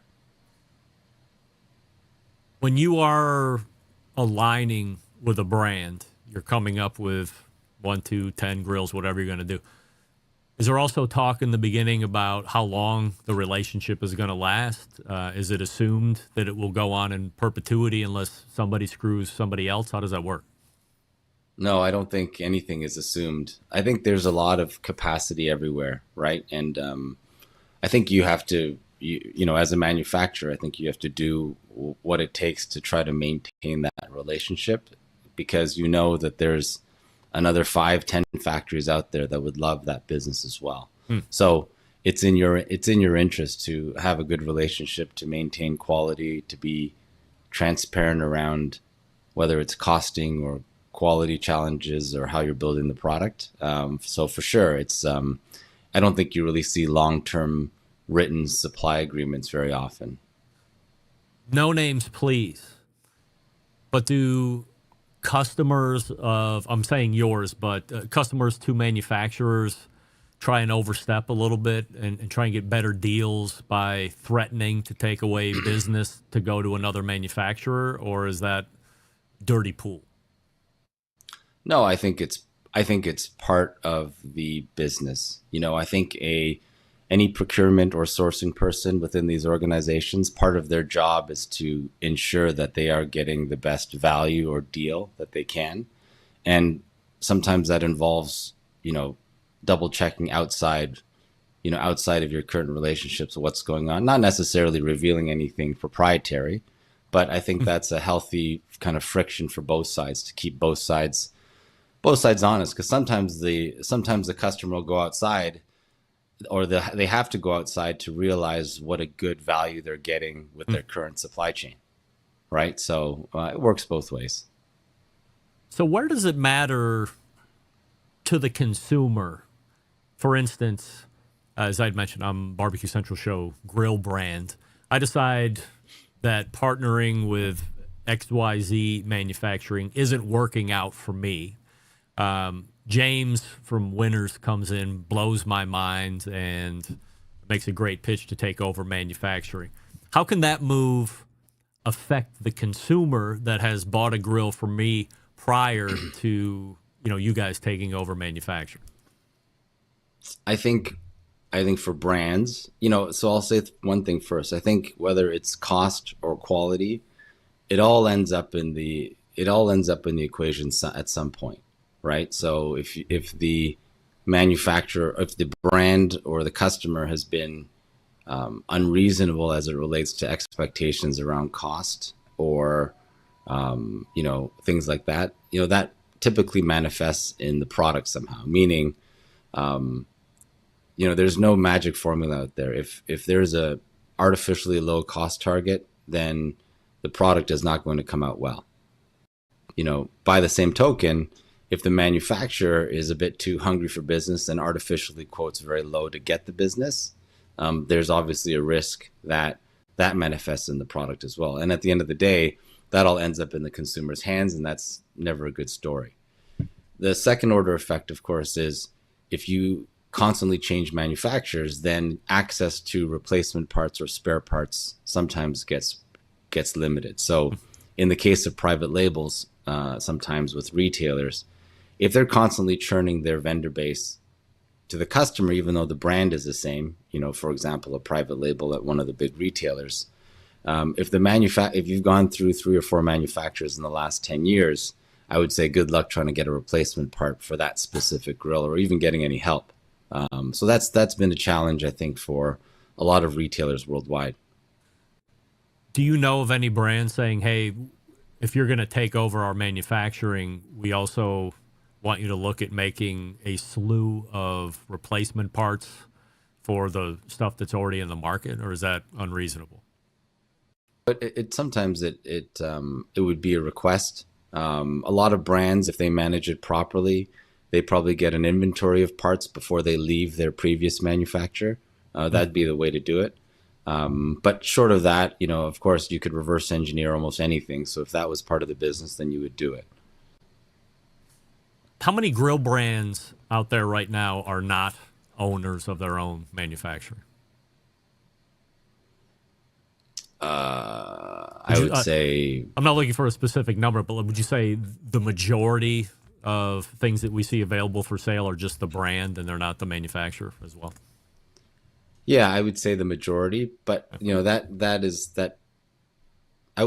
say that there's a lot of nuance there, because I think some brands just choose not to focus on manufacturing, put a lot of investment in R&D, quality standards, customer support and marketing.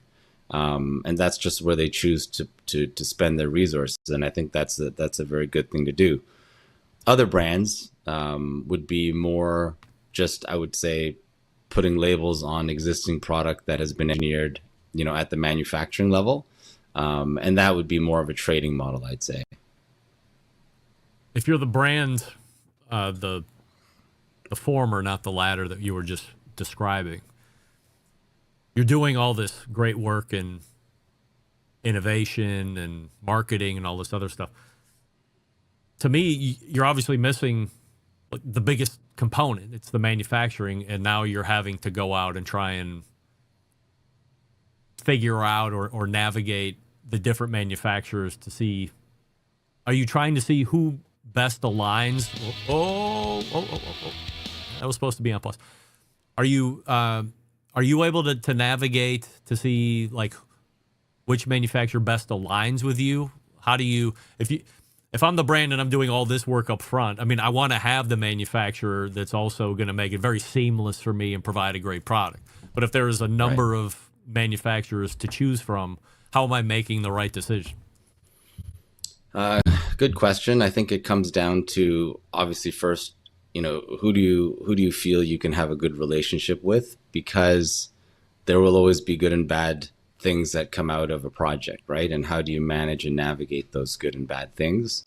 One.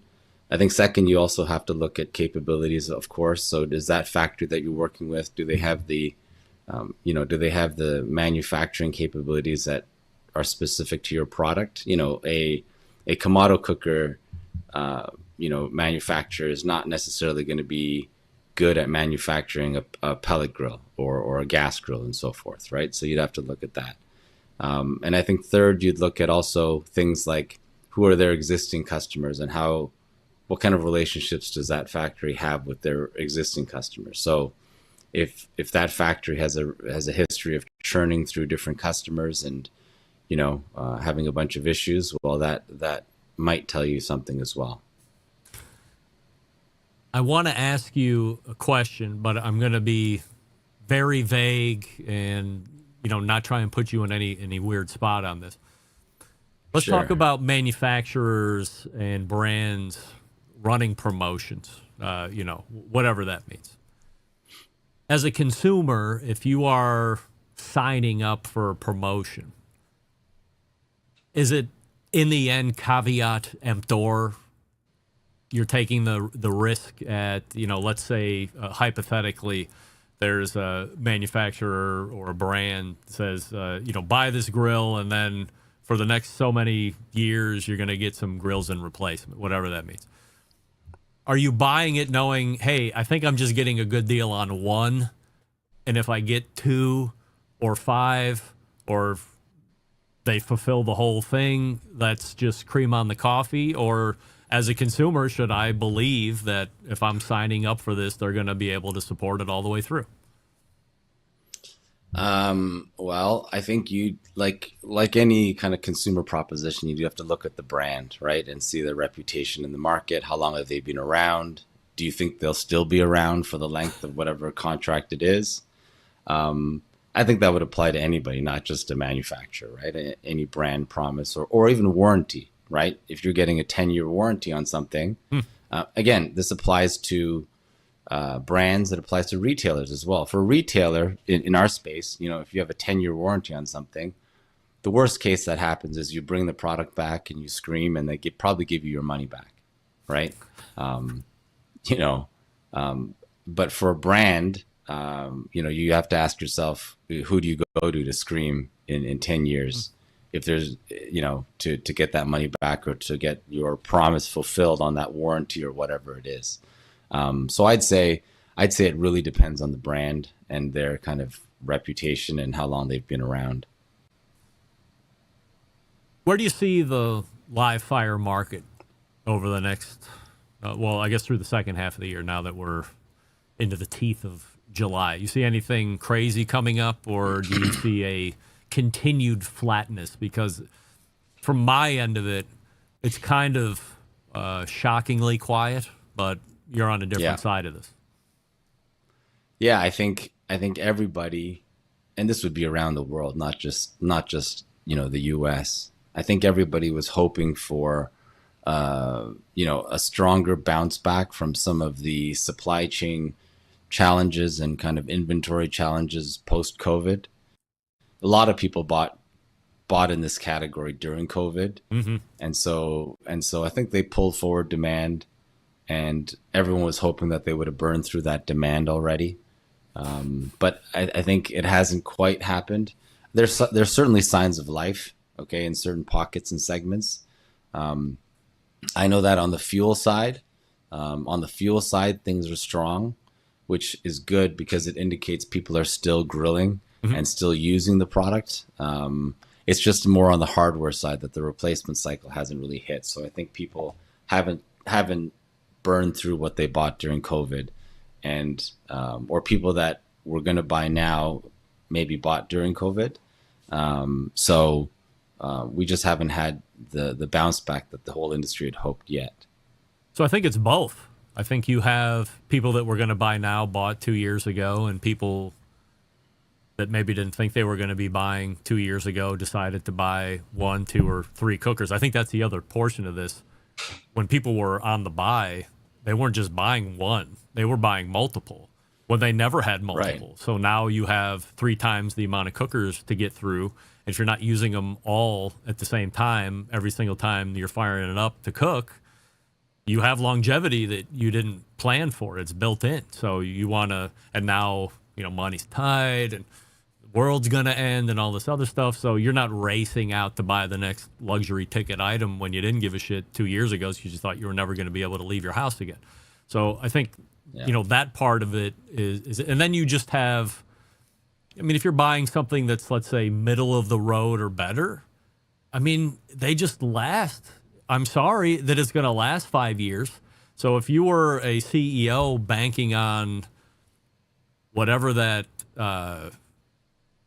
non-realistic buy was, and you're like, you know what, this is going to be how it's going to be going forward, you should have been fired. Nobody was. But that was some really bad game planning by what are supposed to be really smart people. And I'm looking at it going, throw all these years away. Like, you can't even begin to forecast off this. This is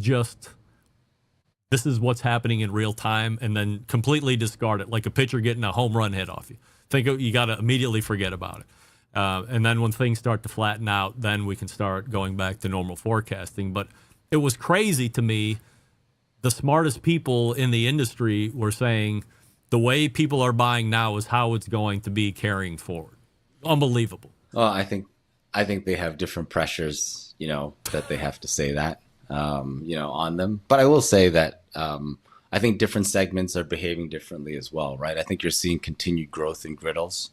Obviously it's coming off a smaller base, so it continues to grow as people kind of discover that product. And I think Blackstone's done a great job in kind of getting that message out there.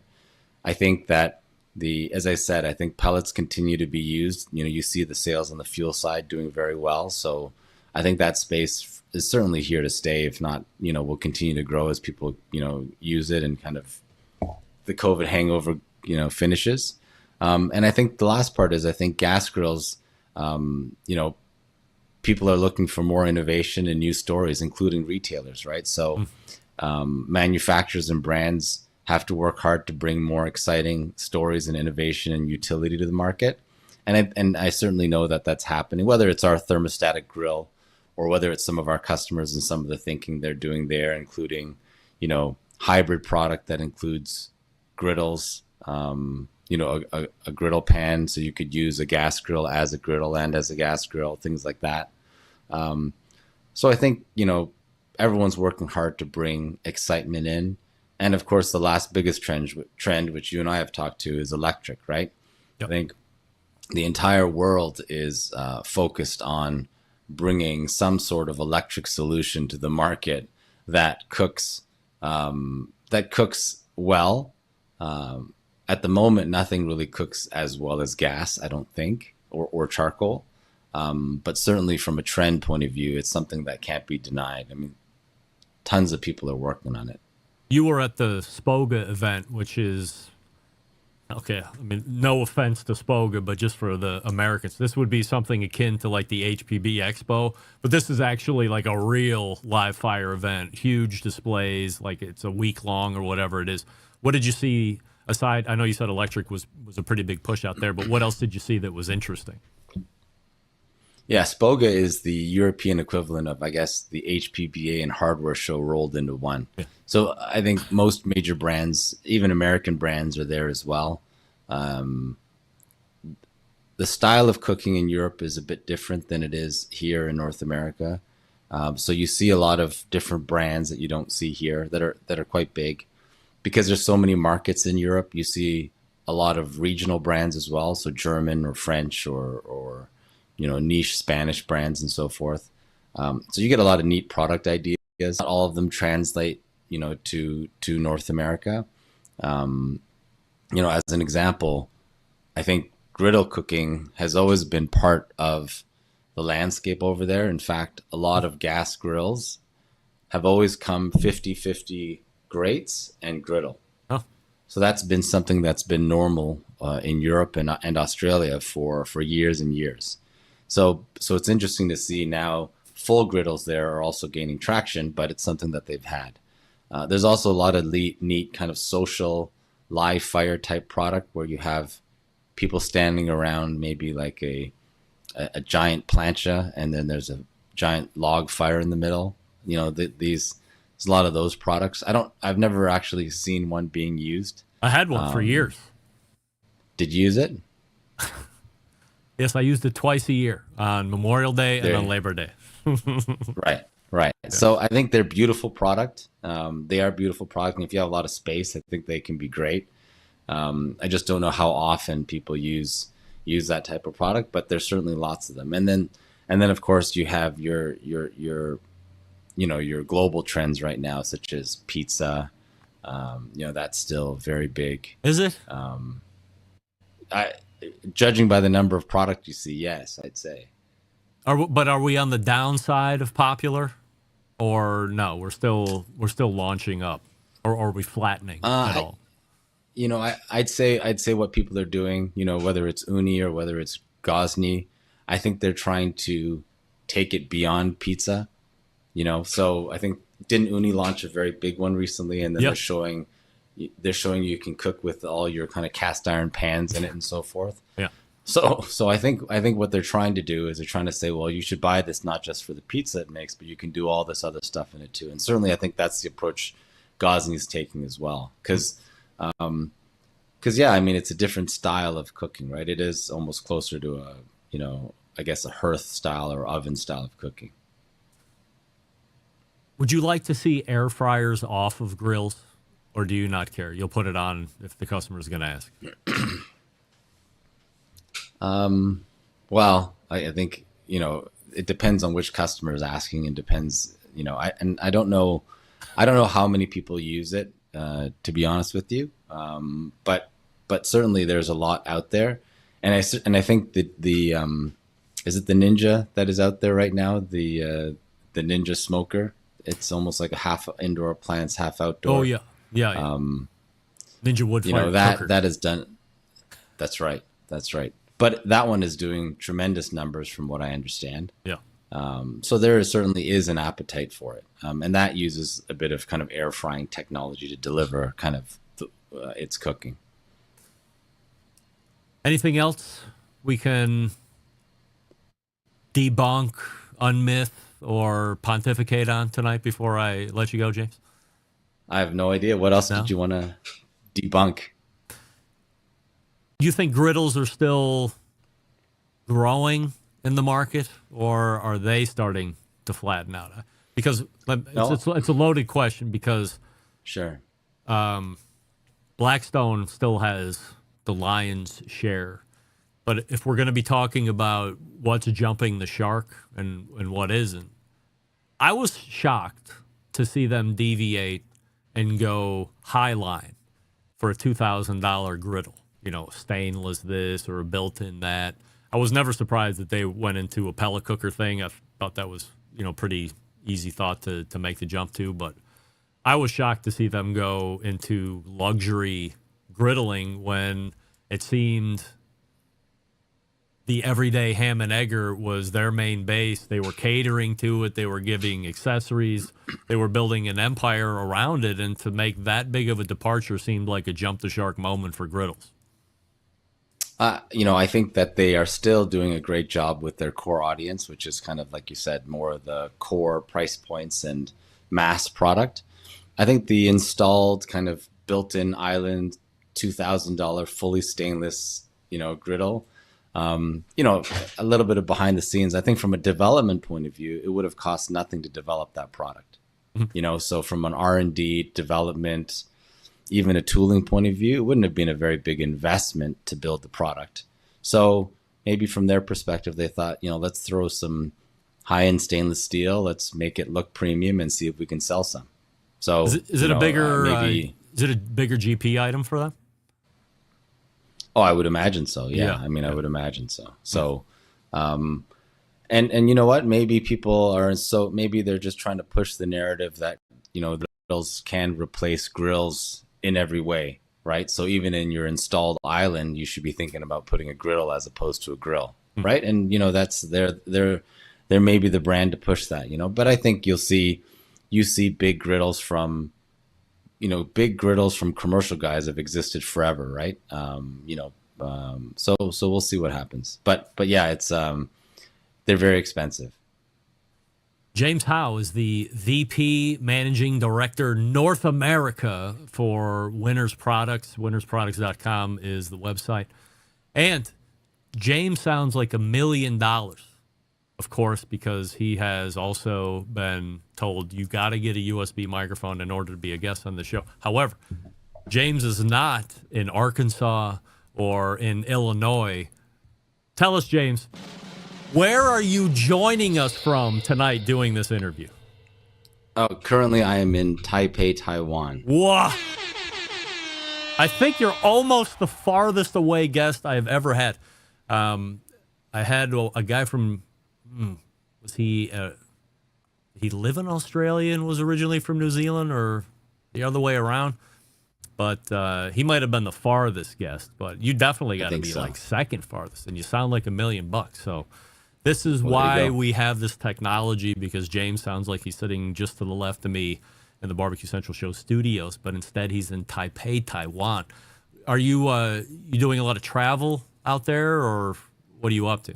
Yeah, actually, the last show we did, I did it from Singapore. So wow, so I do a lot of travel all around. How many days out of the year do you think you're out of pocket? I'd say at least a third. Wow. I'd say at least a third. So it's quite a bit. That includes trips, to Europe and North America and obviously the facilities in China. So all around. James, always appreciate the conversation. You lend great insight to the show that a lot of people would never have access to. So the fact that you're willing to reveal all this stuff and talk about it, I certainly appreciate. And we're going to line you up again. We're going to talk about, what did I have ready? Growing a private label from start to acceptance. Now, I think that's going to have a lot of value for the folks when we get to that conversation. But we'll get it set up, and then we'll have you back on. In the meantime, stay safe and continued success. Happy birthday. Thanks, James. 50. All right. Yeah. Look at this guy. That's James Howe, Winners Products. WinnersProducts.com. I will tell you that if you are heading to WinnersProducts.com and you're looking for a whole bunch of information. It is more of a general information website. You're not going to find a lot of detailed stuff there, but you can get some contact information if you're ready to start a brand with James. He's willing to have that conversation. Maybe he can point you in the right direction of the smaller footprint folks, grow you up, put you through the bush leagues, and then transition to the major leagues over with winners. Who knows? But the next conversation we have, building a relationship with a trusted brand. All right,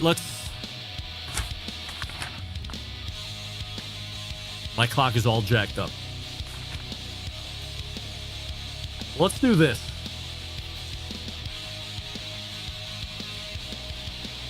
Let me get right there. Let me get right here. We'll get ready to close it out. Listen up, gang. Our friends over at Big Papa Smokers have something special for you, the listeners of the show. Whether you're a seasoned pitmaster or a grilling newbie, Big Papa Smokers, your one-stop shop for all things barbecue. From their championship rubs and mouth-watering sauces and essential accessories, they've got what you need to take your food to the next level. Whether you're on the competition circuit or in the backyards, here's the cherry on top. Big Papa Smokers offering the listeners of the BBQ Central Show an exclusive deal. Use the code REMPE at checkout. That's REMPE. You'll get $10 off your next $50 purchase of rubs, sauces, or accessories. You can imagine the possibilities. For instance, evaluate ribs with Big Papa's Sweet Money. Add Big Papa's Desert Gold to your chicken, or better yet, pick up Double Secret and put it on your steak. Head on over to BigPapaSmokers.com and start shopping today. Don't forget to use the code REMPE at checkout. That's REMPE, and get $10 off your next order of $50 or more. I'm due for a 5-pound bag of Sweet Money. I will use my own last name to save $10 because I need Double Secret as well. I need a little Louis seasoned salt. I need Sweet Money hot. All my favorites. Don't forget to check out Big Papa's full line of recipes at this website, Cooking with Big Papa. Cooking with Big Papa. And, of course, follow him on social media for all the amazing recipes. We'll be back to wrap the show right after this. Stick around. We'll be right back.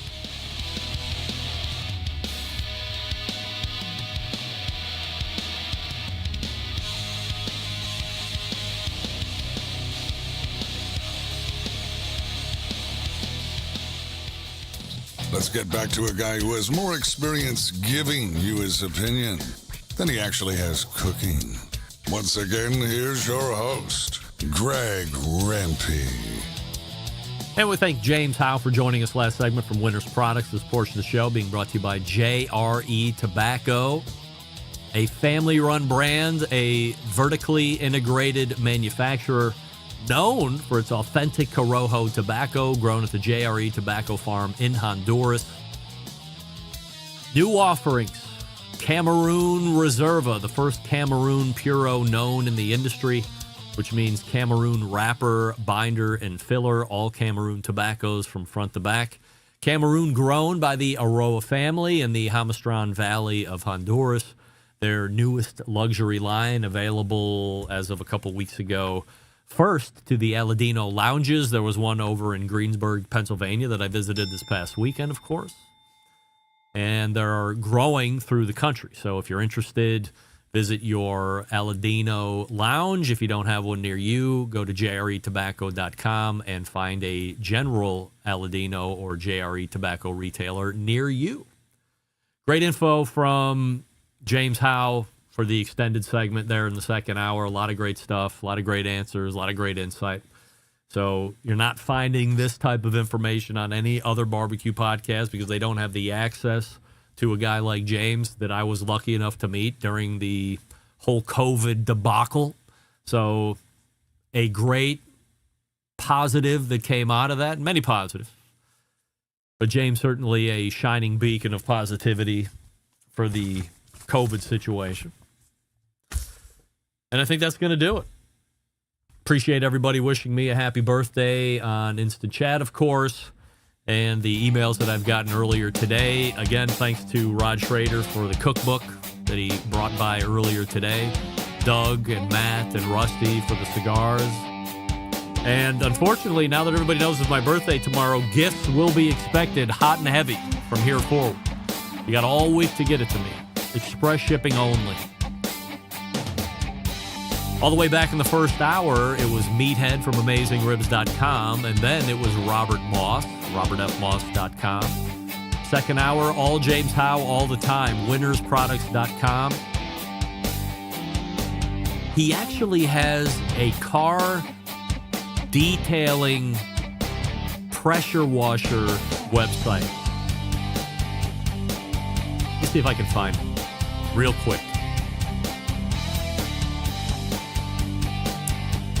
ActiveProducts.com is the website, like the way it sounds, Active Products. If you're into like washing your car and you're a detail guy, this is like the most elite pressure washer serving that niche of the industry. Premium car bundle, if you can believe it. ActiveProducts.com. Little plug for James' side business there, but Winners Products otherwise. Big show planned for you next week. If you can believe it, we're already going to be through the third Tuesday of the month. Wes Wright is coming in. We have a quarterly guest. That's probably going to be a Just Pryles? Is that who we got? Let's look. Yes, Just Pryles. Ooh. That's going to be tough. I believe she's on like a 6-week travel journey. We're going to have to iron that out directly after the show so we can rebook if necessary. Anyway, how do I always leave you? September 11th, 2001. I will never forget.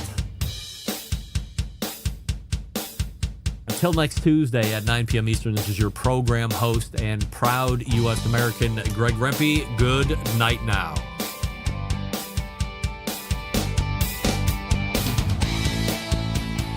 This is Austin Parsons, Pitmaster with Smoky Mountain Q in Nashville, Tennessee, and you are listening to the BBQ Central Show.